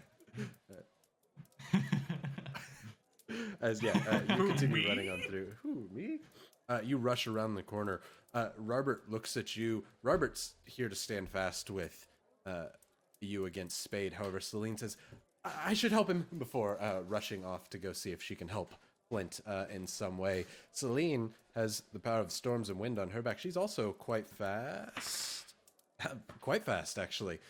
In the way that you use sand, you hear the gust of winds coming from behind you, Flint, as around the corner she kind of slides before, seeming to be more propulsed than she is, like only taking a step every few steps, like as if on a moon landing, but going very, very fast by the winds behind her back, catching up to you. You continually see just the boots of this person. Whoever it is very, very fast, not so much like strong athletics, but just nimble and quick as they're rushing their way through the streets here. But you are slowly what appears to be gaining on them. As you rush around one corner, and we turn into a weird Pollock version of ourselves here. Welcome to the Red Artistic Inn. There we are. As you round one corner, you begin to hear the sounds of like thudding footsteps above you instead of in front of you. You no longer see the boots, but looking above, you hear the sounds of somebody running away, and you see the boots of a person seemingly have just been pulled up by a rope onto a nearby balcony about a story up above as they run alongside the gangplanks throughout the city here. So as Flint is sprinting, his floating Nimbus disc is trailing behind him within 20 feet. It's able to catch up. He's gonna look up at you. You darn stoners! Give him back! And he's gonna try and climb up that rope. You're gonna climb up the rope, not use the disc?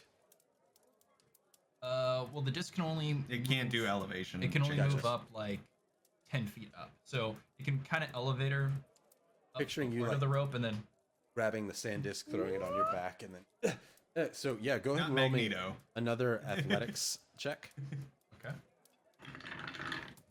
We getting real Aladdin here, and I'm about it. Hey, that's not bad. That is a 15. 15, no problem. You might have flunked out, but you didn't skip gym classes. As you pull yourself up. That's the free election. You could take it. That may just guild. Pulling yourself up onto the rope here. You get onto the bottom of the little gangplank there before you hear the sounds of heavy footsteps rushing back over towards you as someone with your hands touching the top of the gangplank slams a boot onto your fingers, trying to knock you off of there onto your right hand. Roll me a strength save. And while you're rolling that, thanks, Meridian Whitefall, for all the gift subs. Yeah, you You're go, awesome. Mirrodin. Awesome person. What'd you get? Shit. That's a nat 20. That's a nat 20. Beautiful. With the nat 20, you know what? That deserves something a little bit cooler. Instead, Spicy. what you do is he goes to step his hand on your finger, but your fingers are as strong as rocks. You often keep them coated in a layer of sediment just so that it's basically like a steel-toed boot at this point. As your hands are up there, it stamps on your foot, and you actually take the opportunity to use it to hold you up now that it can't let go, and you grab his foot with your other hand, and you try and pull him off the top of the ledge up there. I need you to roll an opposing athletics to see if you can pull him right off the top of the ledge. You can do it. You can do it. You can do it. I'm gonna yeet ya. That is a Nice. 17. 17. As you grab onto his legs, you're like, "Where's Rocky?" As he's like, "Ah!" You pull the man off of the second story. As Celine is just at the bottom of the rope, he slams onto the ground. Being that you pulled him, you pull him with... Wilhelm, are you That's suing us? Other times it's been a good goof, but that is genuinely perfect for this Indiana Jones BS that's happening right now. I know, I like whispered to him, I was like, well, I'm scream. As you pull it him up, with brother. some force, he's not just falling off like a 10-story high, up to the second story. Oh, no. You're pulling him off with some force. He falls head first down. Wilhelm screams and lands on his neck. You hear a loud crack of this person landing onto the ground near Selena. She, you see him go full scorpion as his back bends and breaks. As he took 10 points of bludgeoning damage as he falls, as he lays there limp and on the ground. You hear footsteps running away from the gangplank as well from up top, seeming to leave their companion behind.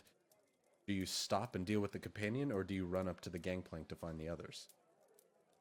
Looking down at this person, roll me a quick investigation.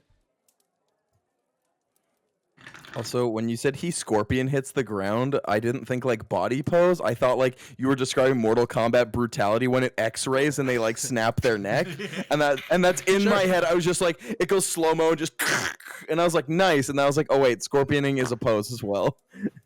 He scorpions, and then you see through him. That's what happens. Yeah. Get over there. Get down there. That is a 14. 14. 14 invest. You look down. You recognize the boots that stepped on your finger, and now the boots that are currently in a C shape backwards. Those are not the same boots you saw running away from you that must have stolen your Rocky friend. All right, I'm gonna Get you on the murder spree. I'm gonna send down my floating disc and yell down to Selena, "Come on, Rocky's that way." I'm gonna point in the direction of where the other scamp is running on the gangplank, and I'm gonna hop my way up and start pursuing. Okay, yeah, sounds good. Celine hops onto the disc, basically using it as a quick jump up to get an advantage on her way to climb up on top of this upper gangplank. Once you pull yourself up on top, you look to the side. You can see them rushing up the long side, a lot of these. There seems to be that small family that you saw now appears to be a small group of thieves. There's about 4 of them left, all rushing to get away from you on this gangplank here. You continue pursuit as Celine gets up on top. Where are they? I am gonna cast some magic now. They're currently, I'd say, about 100 feet away, if that matters for your spells. Okay. What you casting? This family of pickpockets about to learn why the earth they should fear.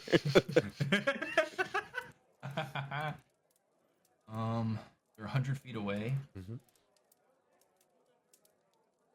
I'm gonna stand up, position myself, and cast Ruin.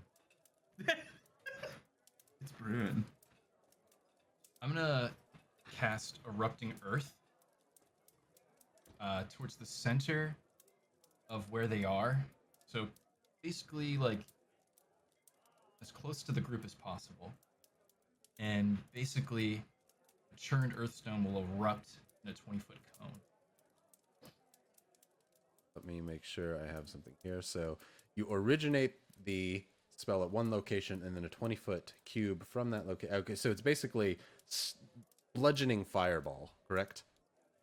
Pretty much. Except for more oomph. What's the name of this spell? Erupting Earth. So, currently, you're still on the lower parts of these very, very tall, maybe 100-story buildings, and so the bottoms have to be made of stone. And so you do have some earth in which to erupt. And so as you're rushing up, you say, "Hey!" as you move your hands to the side. And basically what happens Like a is piece an of entire obsidian. wall of a home nearby, and the stone inside goes shooting out in an attempt to knock them off this gangplank. Being that they are running upwards, they're about the 4th story up now, and we're going to see if not only do they save, do they get knocked off and down onto the ground. So dex saving throw from each of them.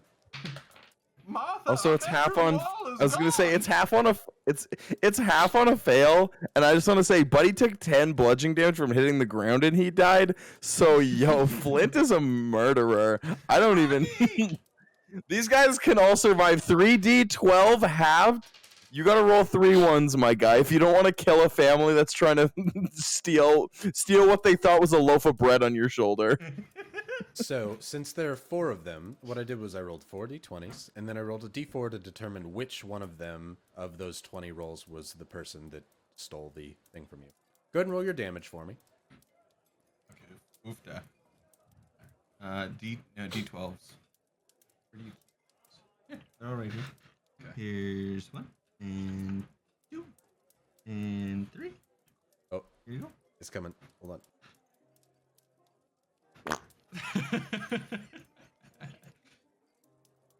Fun fact, That's chat, the sound every of their time corpses Rybo- after the erupting earth.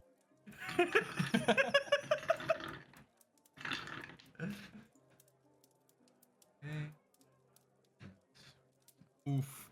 Oofda is all I gotta say. A big oof. Big oof. What do we got for the 3d12? Right there you've got 15. So 22 bludgeoning damage.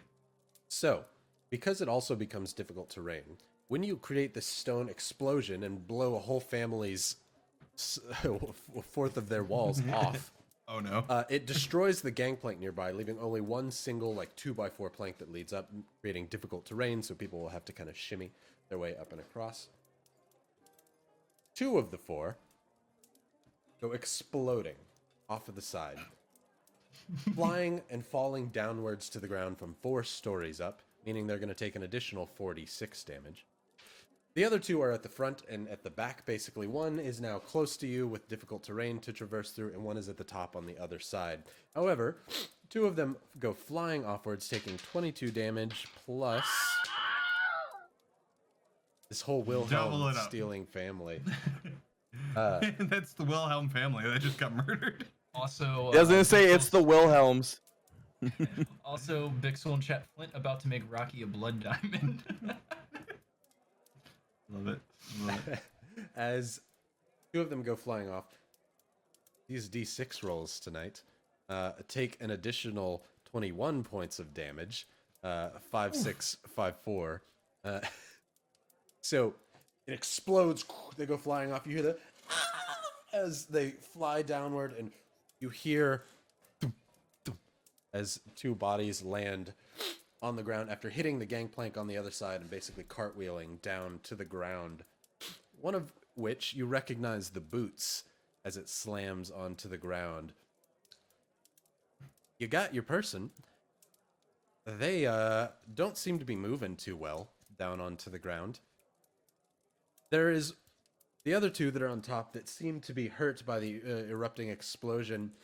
One of them, with the difficult terrain, begins to start shimmying up. The other one leaves their family or whoever they are for dead and heads off further onto the gangplank, rushing upwards, just leaving them there. You see a confused woman in a bathing gown rush out, kind of covering up, looking outside the gangplank as the thieving person rushing by shoves them back into their house and continues sliding their way up the gangplank. You've definitely got your person. Do you pursue the other two or go down to your person? The rage Celine. in his eyes. I'm gonna mold earth for the one that's on difficult terrain and drop them down. And then I'm gonna So I would say I'm gonna that let the these are other one- wooden gangplanks, so molding earth Okay. is not going to be able to do anything Oh, here. that one's still not on the roof that I Correct. essentially There's no buried. really roofs Okay. here yet. They're still on these like essential railways that go up the side of these buildings. I'm gonna turn around. I'm gonna pop back down onto the balcony. And I'm gonna look at Selena and go, I'm so sorry to make you climb this rope, but we gotta go down. Rocky, I need my little man. You And we're gonna slide down. Celine looks up at them. I'm asking chat, does Celine finish them? Finish. Word says probably. I want to hear from a few more if Celine is... Xenia would finish them. But we have a different Tempest Cleric here right now. I don't think so, not sure. Say spare, yes. Seeing more spares, so since Xenia would do it, we'll let Celine be the opposite end of the spectrum. And That's a better question, I think, from Bless My Blood Kith. Would she put them out of their misery or not? fair enough. Celine looks up at them. You see lightning cracking in her fingers before you slide down. You're like, no, we gotta go save my buddy before she will slide down the rope. We'll come back to you in just a minute as we're gonna go over to Xenia and How. Xenia, you can see nothing. How has created a field of darkness around you, magical darkness. You have no idea where you're going or what you're seeing. How is guiding you through here, and you're going at breakneck speeds to the east. How you think, okay, Ren said don't worry about it. I'm gonna keep going. What are you doing? I'm gonna keep going. So with this magical darkness I have, does it look like the flares are predicting where we're going? Like, So you're currently heading to the east, not really stopping. mhm. They don't have any reason to not be heading to the east. Possibly they're predicting, possibly they're following. You're not entirely sure. Okay, well, I'm gonna try and, because we're going north is where we need to go, so I'm gonna try and bob and weave around north and just see if they follow. Okay. As you stop and kind of rein your horse, and you see the flares continue to puff off to the east, but now looking towards a northern outpost here, you begin to see flares poofing off that way as well, as if not that the flares were going to the east, almost a pulse of flares seems to be going out from one central location, from block to block. Interesting. Okay. Knowing that, Hal's gonna keep heading north towards where we have to go. Okay. Now that I'm like, interesting. What are you currently? Are you looking at the flares? Or are you trying to watch out for the red cloaked man? He definitely got left in the dust after you were phantom steeding as fast as you can. What are you currently focusing on? Are you just trying to go north? Direction and safety is Hal's focus right now. Okay. I think if anything dangerous happens, like it might happen, but Hal would sooner control the horse and get there than try and avoid for things that may not happen. Okay, then I need you to roll me a perception check. Okie dokie, artichoke.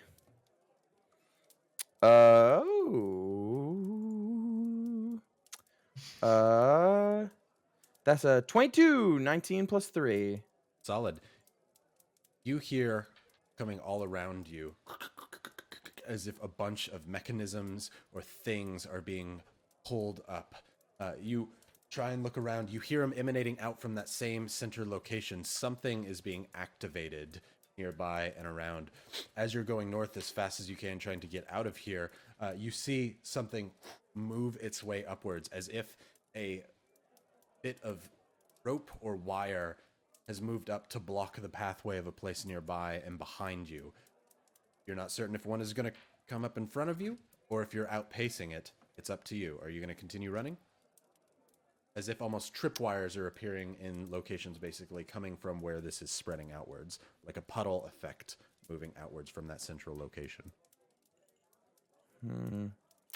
How's gonna try to start? Interesting.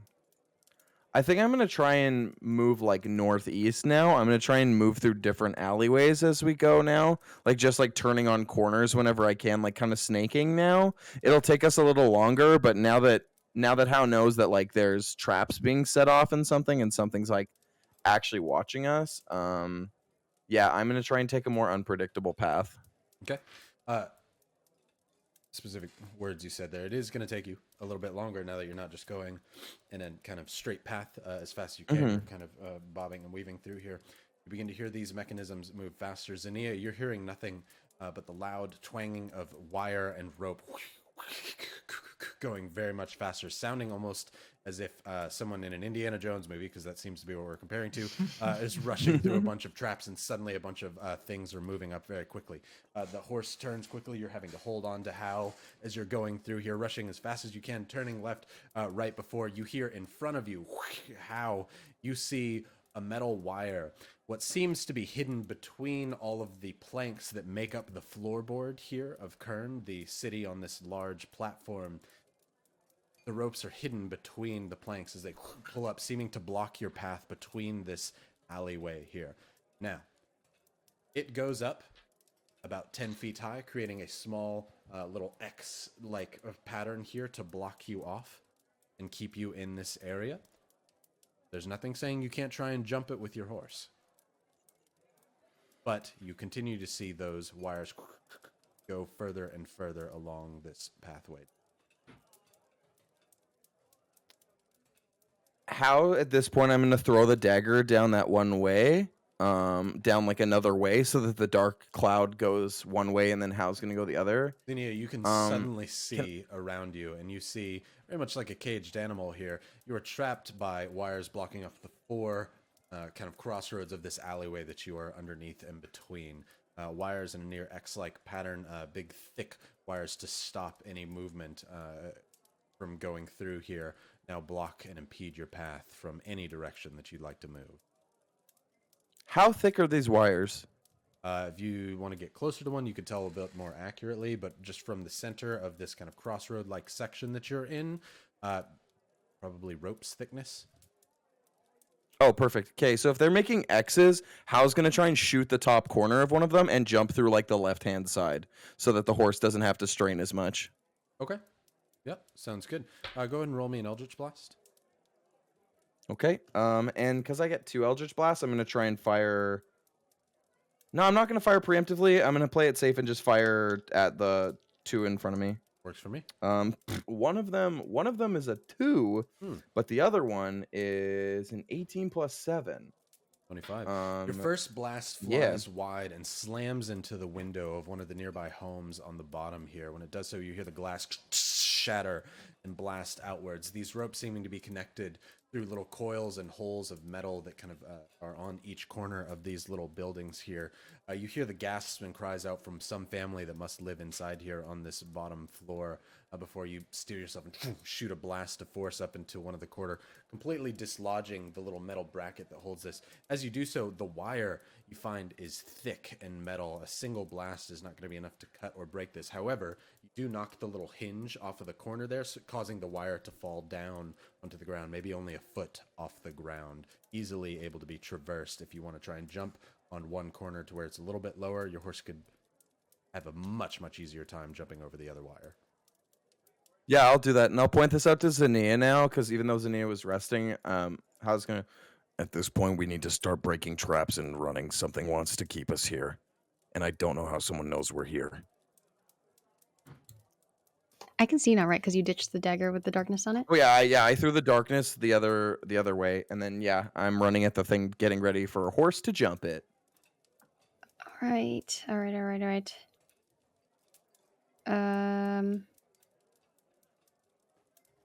Sorry, was there something blocking? Crap. Less now. Now there's only that one corner that he's going to try and finagle his horse in through. So it's basically more of a diagonal that you over the lower diagonal part. Okay. All right. That makes sense. Yes. All right. I just have Gusto when prepared if we need to blast anything out of the way. Okay, you're going to hold action to where if there's anything truly blocking your pathway here or any person, you're going to try and gust of wind them to get them out of the way and continue going. So Some guy with a newspaper just has his day ruined in 5 seconds.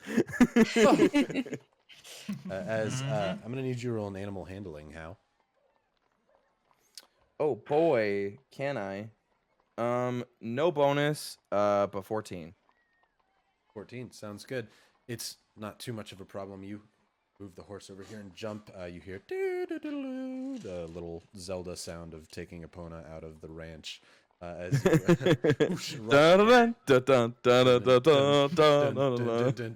yeah, exactly. Yeah.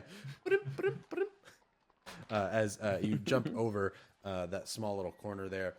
This is a brief respite as you are no longer trapped in this alleyway. However, as these ropes seeming to keep you here down on this bottom level blocked off, we're now in a different alleyway with more X's of wires like this.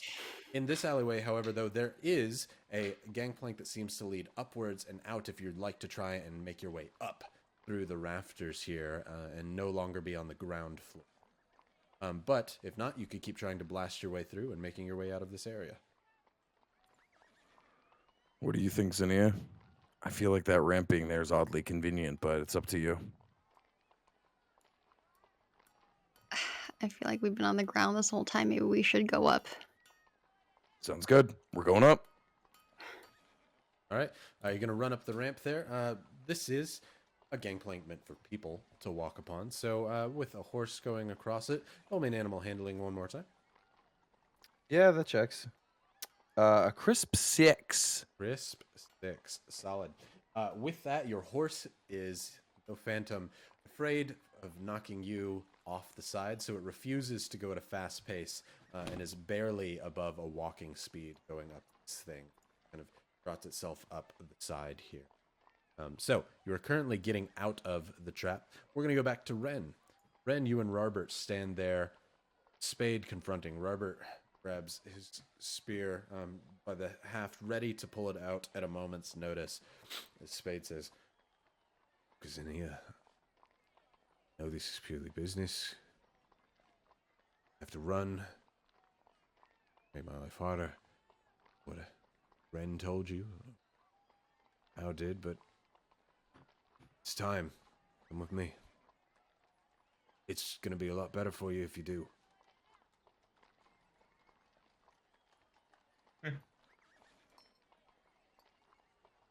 I'm gonna start going with Spade.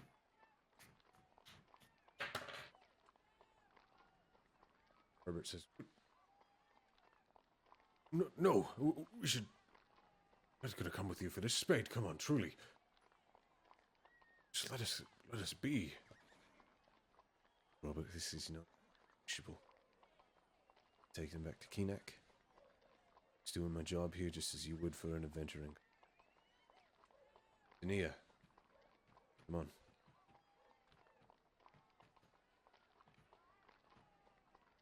on. Rin's gonna look back to Robert and say, "There's one thing I've learned, many things about love, and one of the ones I was taught was agape." And Rin's gonna start walking with Spade. Say what now? Rin is going to say to Robert, "There are many things." No, that I I learned don't know what about an love." agape is, and perhaps that's just Ryan doesn't know. No, It's that's a fine. phrase that means the it's highest form of love. selfless. Ah, got it. Didn't know. Unconditional love. Yeah. Agape. Agave? That's what I thought. I thought you said agave, so I Pretty was sweet. like, Guava fruit? gotcha. But yes, Understand that. unconditional love. And Ren's gonna start walking with Spade. Spade, as you walk over, he is into pouch. He pulls out some shackles. He goes, understand. Up. Slaps him around. Your hands tied behind your back as he's going to hold on to the chains. He says, Robert, good to see you. Stay safe. Tell your other friends. Glad it didn't have to come to this. He kind of holds Zinnia, quote-unquote Zinnia, by the back of the head and begins walking you back in the crowd of...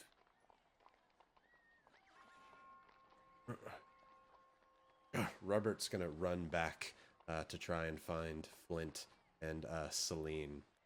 But as Zinnia, quote-unquote, you're walking with Spade, says, well, you give me a bit more of a fight.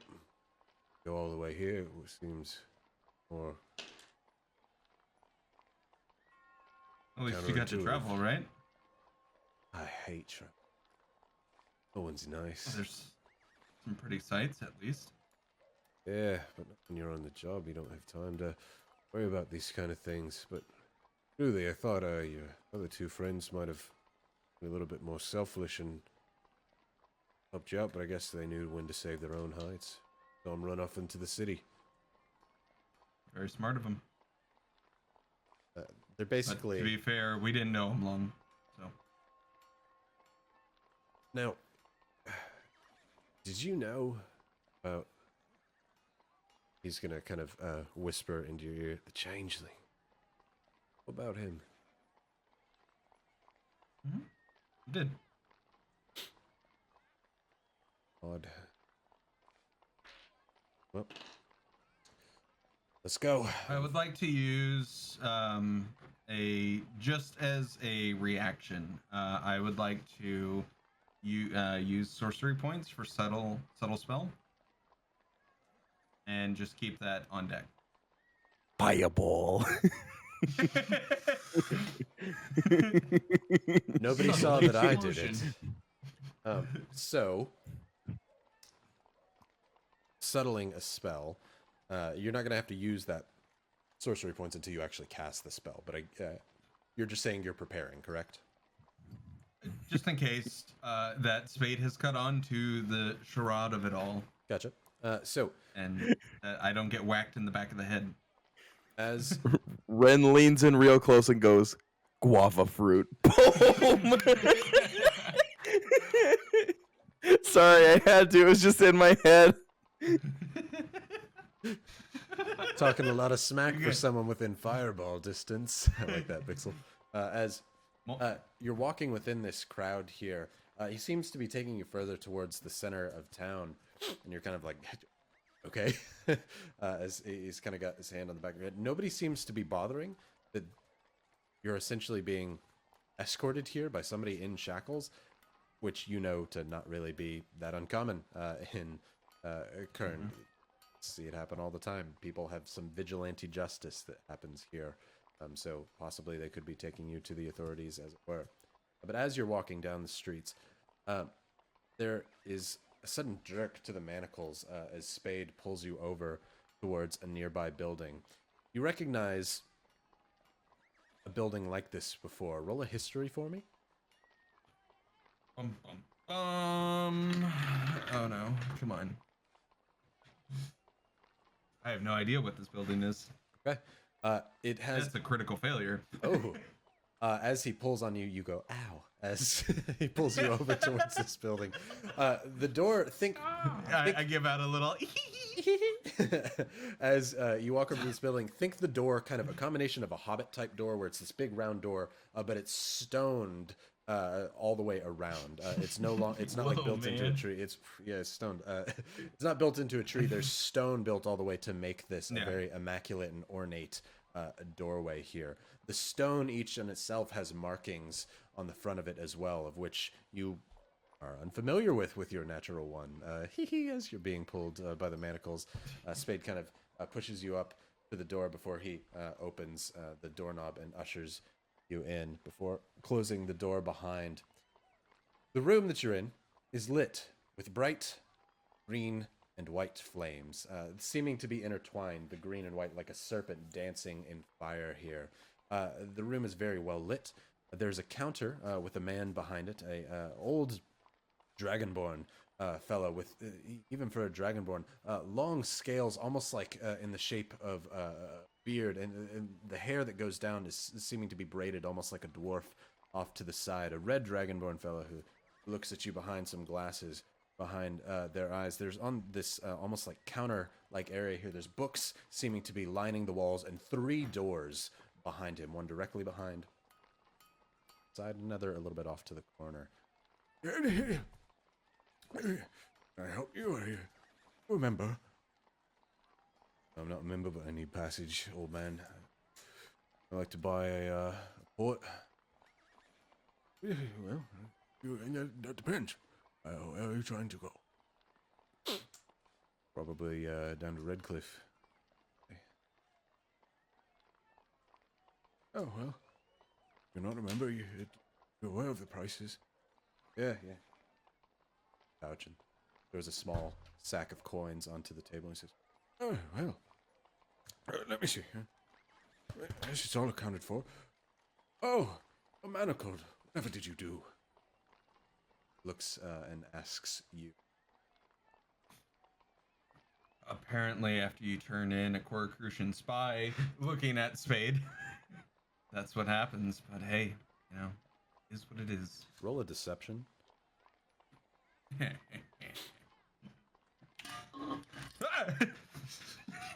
That's a 17 plus 10, so 27.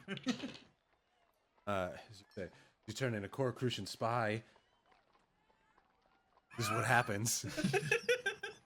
Before you feel a quick blow to the back of the head as Spade does hit you, and he's a monk. You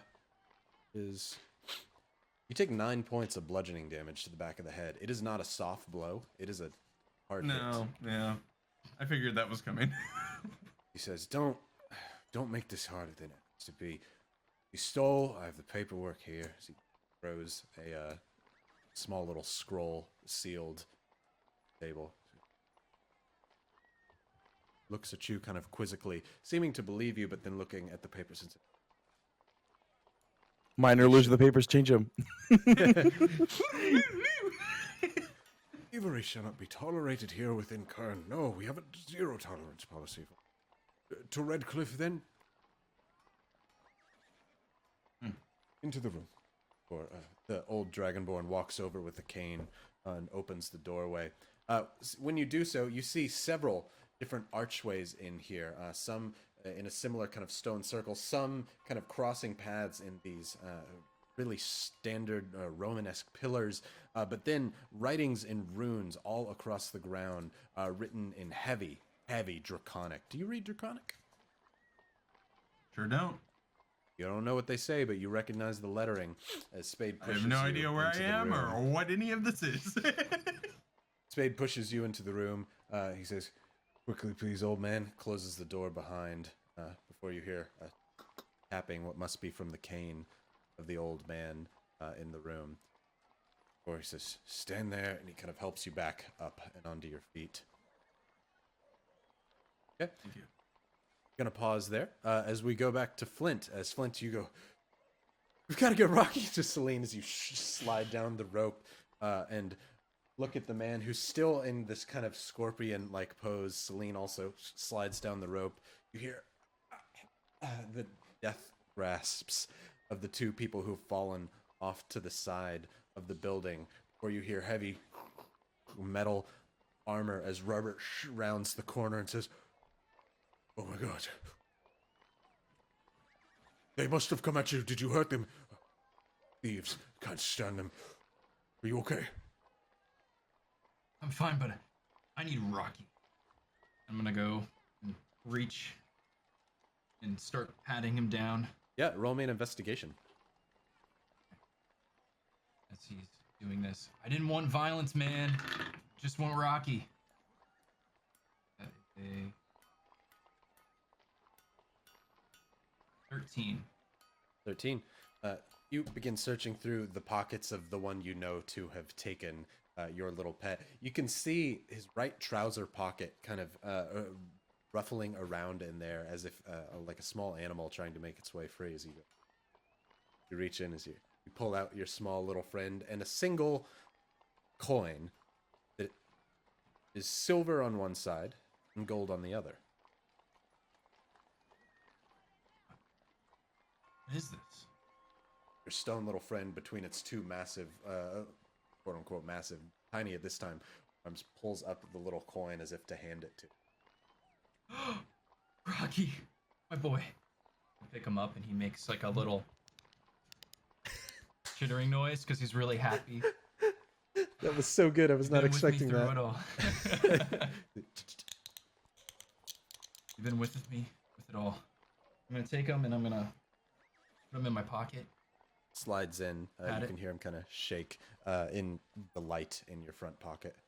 You take a look at the coin. And I'm gonna take a look at the coin. Yep. But I'm gonna put it in my pocket. You slide it in quickly. You recognize a T on the silver side and a D on the gold side. Quickly throw it to your front pocket. Does that mean anything to Flint? Has Well, he seen this before? Have you in been his to Qurn? Yeah, you've been to Qurn before. Go ahead and roll me a history check. That is a 21. 21. Hell yeah. You quickly, hold on, you quickly pull the coin back out and look at the man's. You kind of stagger back as Celine and Robert catch up. You okay? You look back. You have made possibly a huge mistake here, as it seems you have not only slain one, but possibly 3 members of the Thieves' Den. What could be the largest governing body besides any official governing body within Qurn. Now wait a moment, there is no thievery here in Qurn. Qurn. It's not tolerated. At all. The ramifications of what you've done immediately hit you, as this is the equivalent of gunning down a mafia member in the streets of New York. Well, In like the 40s. we need 60s. to go. Wait. But I'll never take Rocky for granted again, but we need to go. And I explain briefly. These were thieves. They're part of this mob, this gang. We need to go. We gotta go back. We gotta go back to our friend. We just Robert, tell the authorities that they stole from you and you did your best to get your equipment back. There's tons of crime in this town. It's Qurn, baby. It's Qurn. Where's Zinnia? What's going on? Sorry, that is what I came here for, to try and get your help. I don't know where Ren or Hao are, well, not Ren, but real Zinnia. But he went willingly with Spade, and that makes no sense to me. And I tried to talk them out of it, and of course I'm not going to fight in the middle of the streets unless there's a reason. And Celine goes, why would he go willingly? Aren't we trying to avoid this pony man? Flint's gonna. We gotta go back to the spot. We need to figure what's going on. Do you have any way of contacting Hao and Zinnia? I'll try. How? Zinnia! How? He begins to yell in the streets here. Hold on, Celine pulls out a small copper wire, reaches upwards in the air, and a bit of static begins to fly upwards and out towards the northern area as Celine reaches out to Zinnia with sending. She has to actually cast it and use a spell slot. She can't do it freely like Hao can, but she's obviously most trusting of Zinnia. Zinnia, you begin to feel the hair on your lioness fur stick up, as if a sudden bit of static has surrounded you. And as the almost like a Tesla coil transmitting information to you begins to shock between your fur. You don't know why, but you understand it. you hear, Ben gave himself to Spade. He did it. I hope that he's okay. Where are you? We should meet up. Also, Flint's killed a few people, but it was justified. Where are you?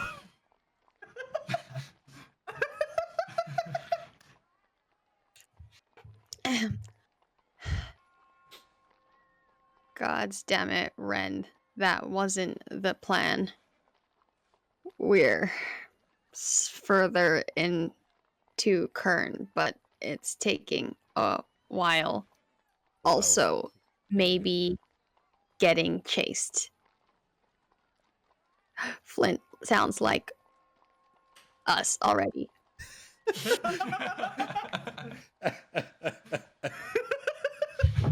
So good. Some casual murdering, you know.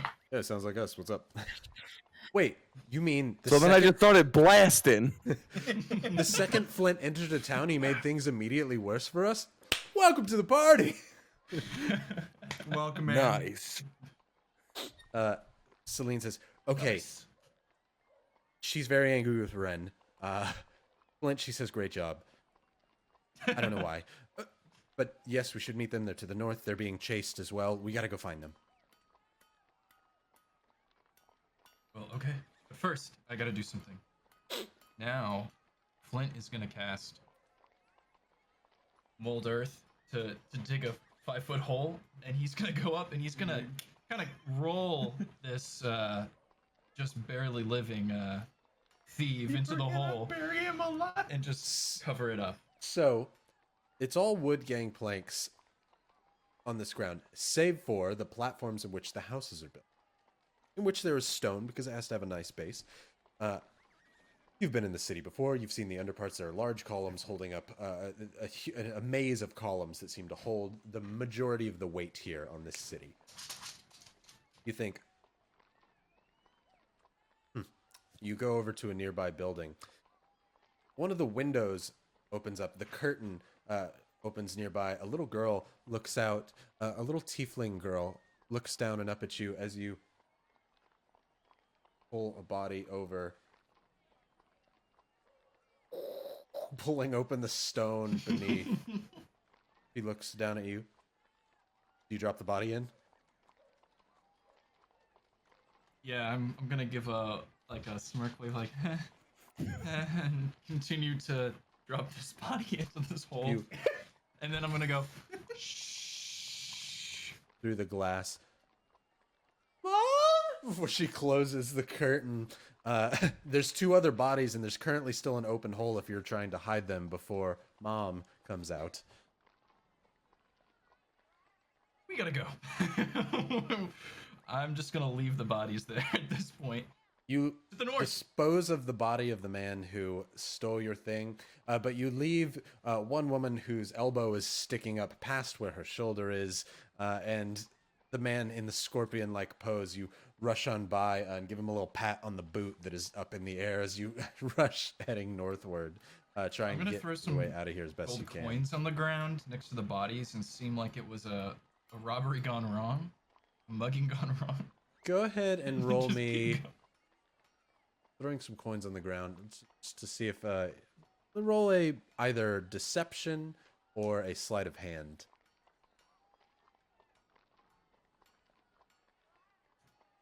All right, I'm gonna do a sleight of hand. That's a Oh, 15. it was on a 20 and then it just goes. As you're Remember running, the time after you? Sorry. as you're running, Flint, you rush by. You think, wait. You set a small pile of coins on the ground before you walk back and run away. Or you rush back over and you kick the pile of coins to let it spread out all over to make it look like it went all wrong. Before you rush back over with everybody, Robert and Celine heading as far north as you can.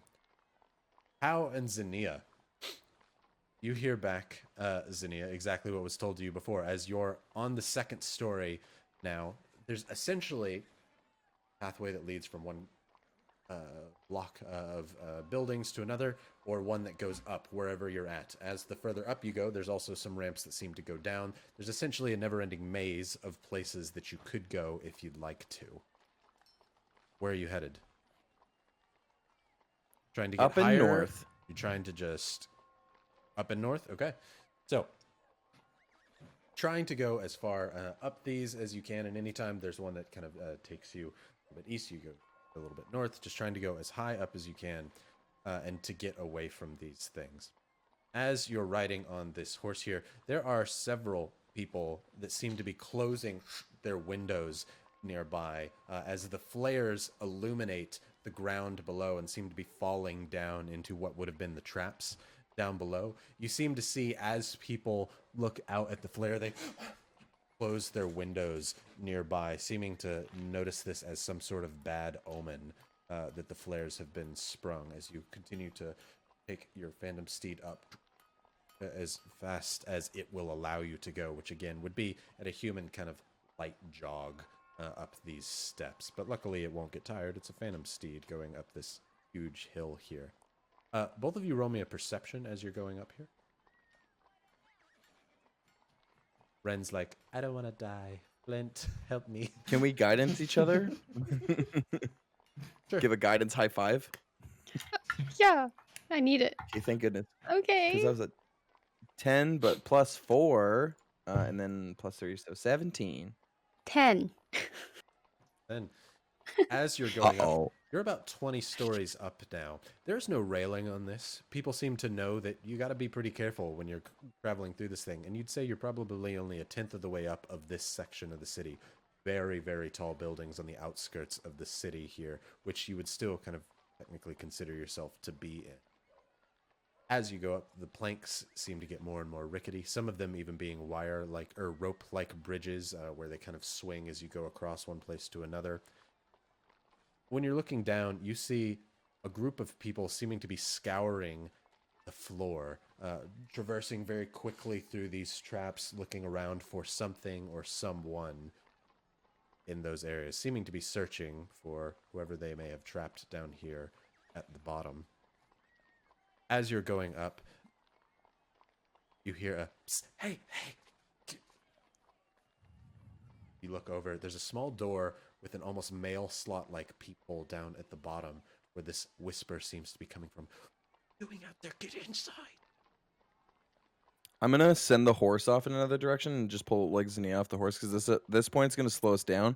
I'm gonna send it down like the nearest ramp and it's just gonna run any random direction, and it's going like full speed. And it being a phantom and an illusion, it because there's no people on it now, it can't crash. Doesn't care. It's just gonna. So I'm gonna go towards this peephole thing. It's I'm gonna basically give a mail Zinnia a look slot at like, the do bottom. we? I don't think we have any other choice right now. Yeah. All right. You don't get inside. Let us in. Just push the door. Just let us in. You TD? No. Maybe? I RWI. Roll a persuasion. RWI. Ooh, roll a persuasion at advantage. Okay. I'll guidance Zinnia for that. Sunks. I would say since Oh, you natural already 20. said it, no, well, it doesn't matter anyway. Well, screw me. Yeah, exactly. But wait, what's the total? Because I got 3 with guidance, Zinnia. What's your bonus too? I'm gonna do how much we Persuasion? succeeded by. 25. 25. Wonderful. As you say, TD, RWI, before you hear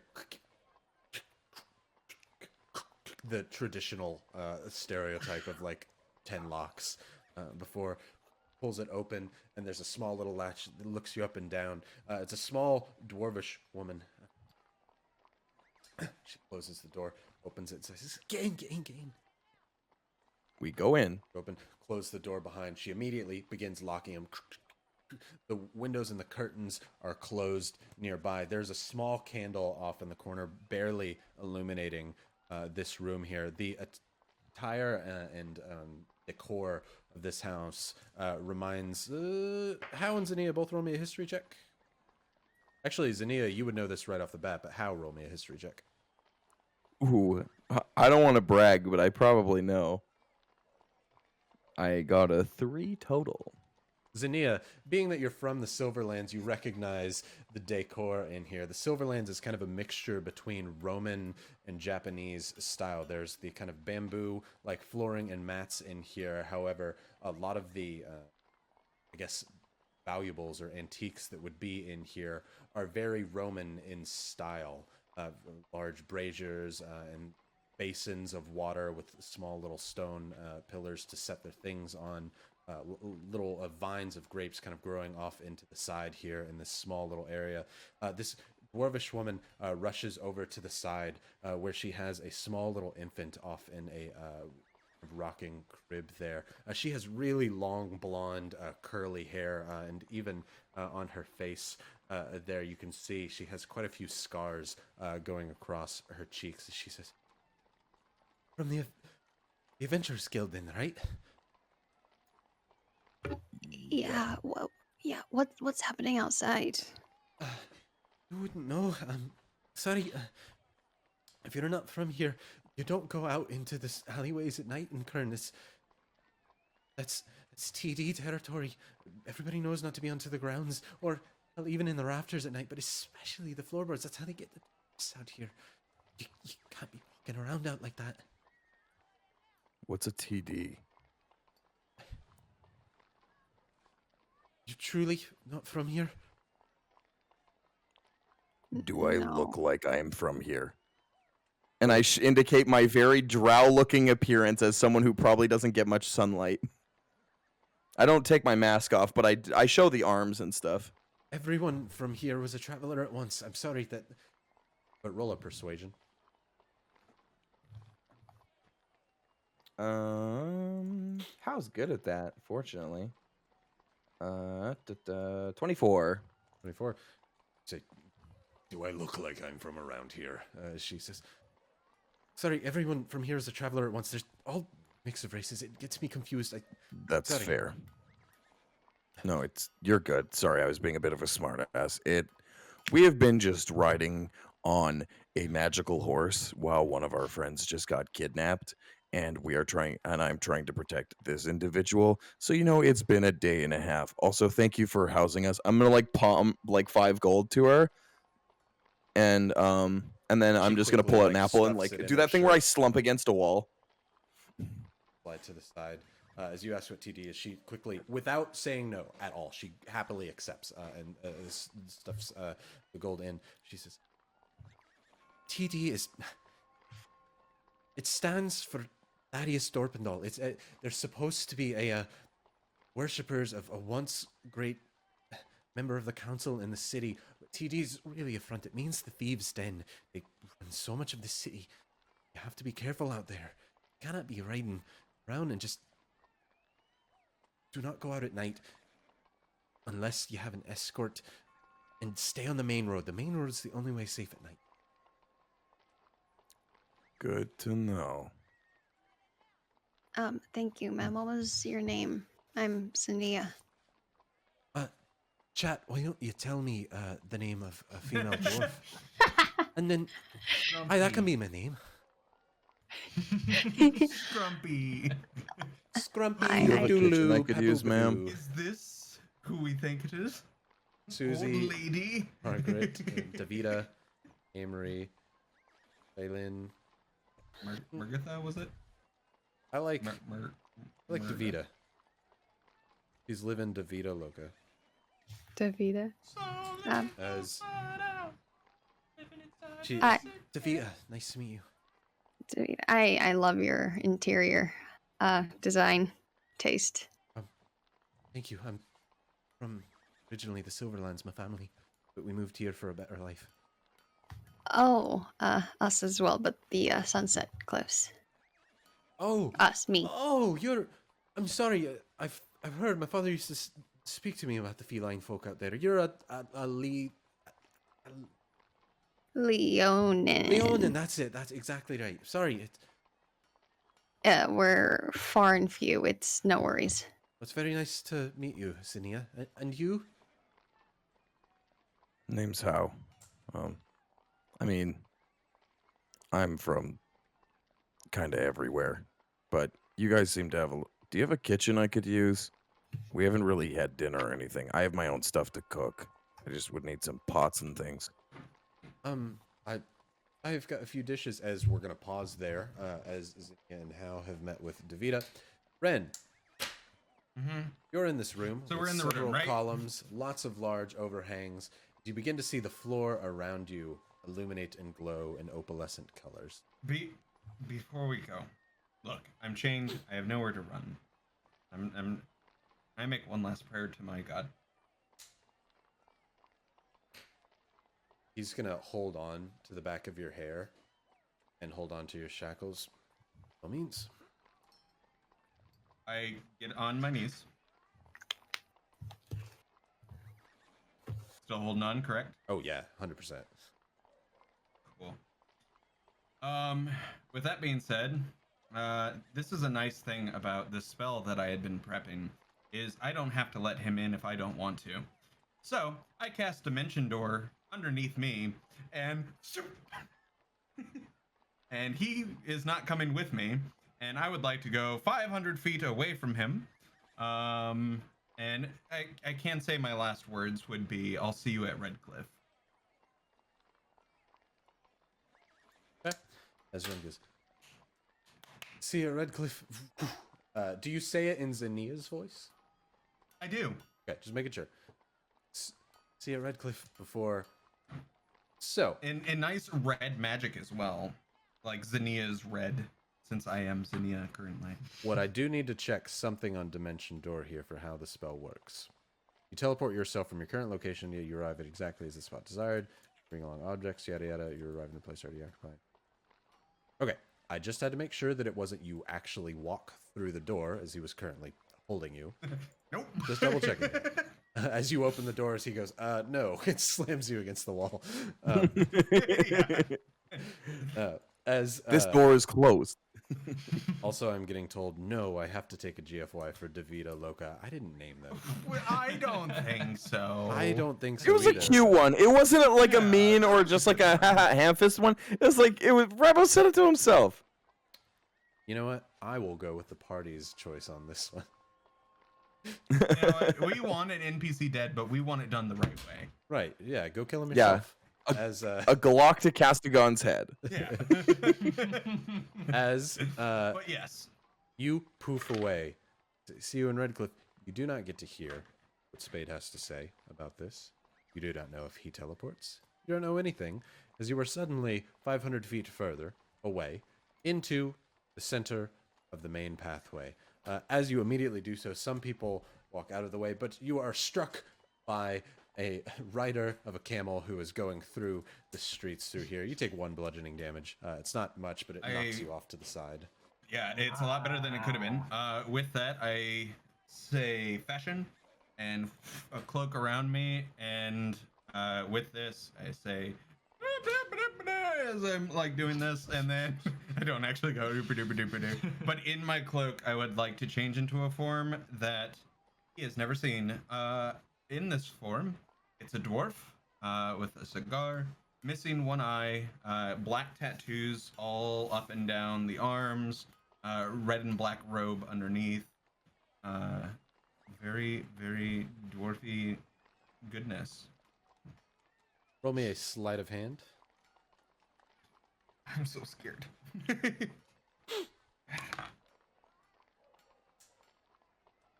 We should just do this though. Okay. Yeah, that's an 18 plus 1, so a 19. In a nice flourish, just. You go inside and immediately come back out as a dwarf with chains on your wrists as you. Ta-da! Except for I'm not trying to ta-da.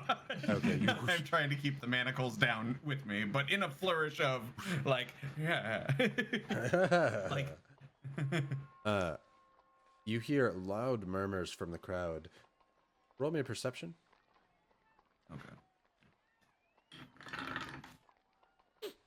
That's another 18 plus 4, so 22.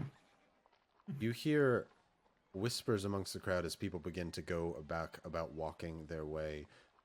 But you hear a couple people asking, how did you change so quickly, seeming to quiz you on what you've done.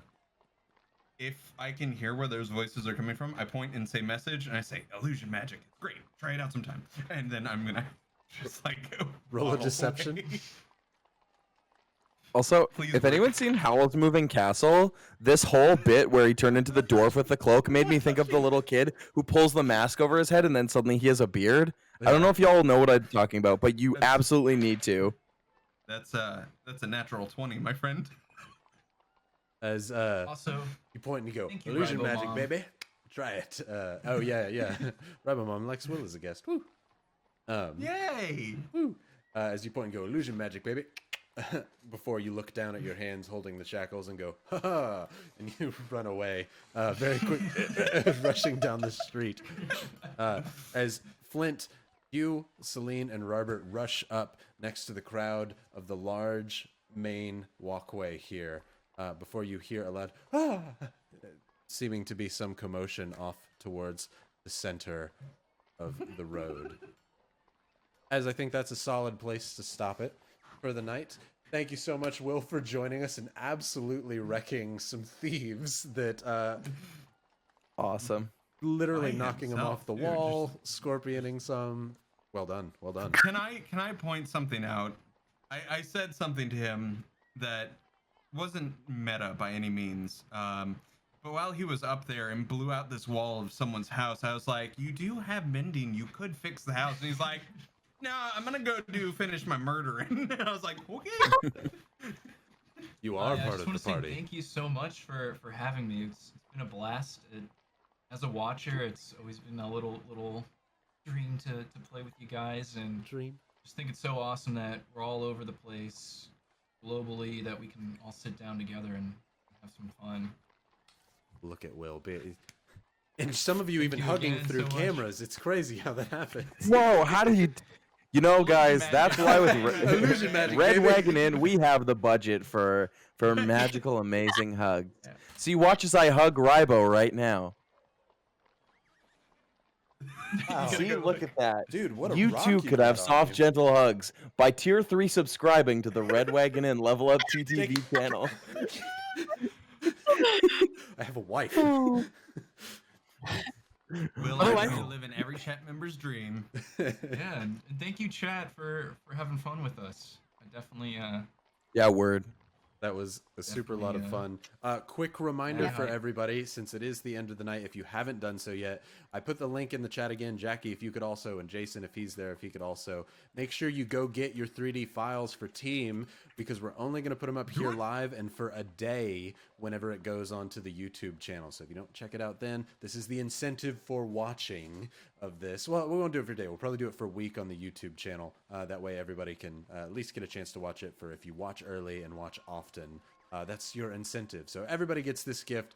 Thank you all for being awesome. Thanks to Jason for making this gift for everybody. Remember, donate to your local charity if you would have bought this as a kind of compensation thing. We appreciate all of you. Thank you so much, Will, for joining. As always, great to play with you in any game, and it's super awesome to finally get to play D&D with you, bud. definitely.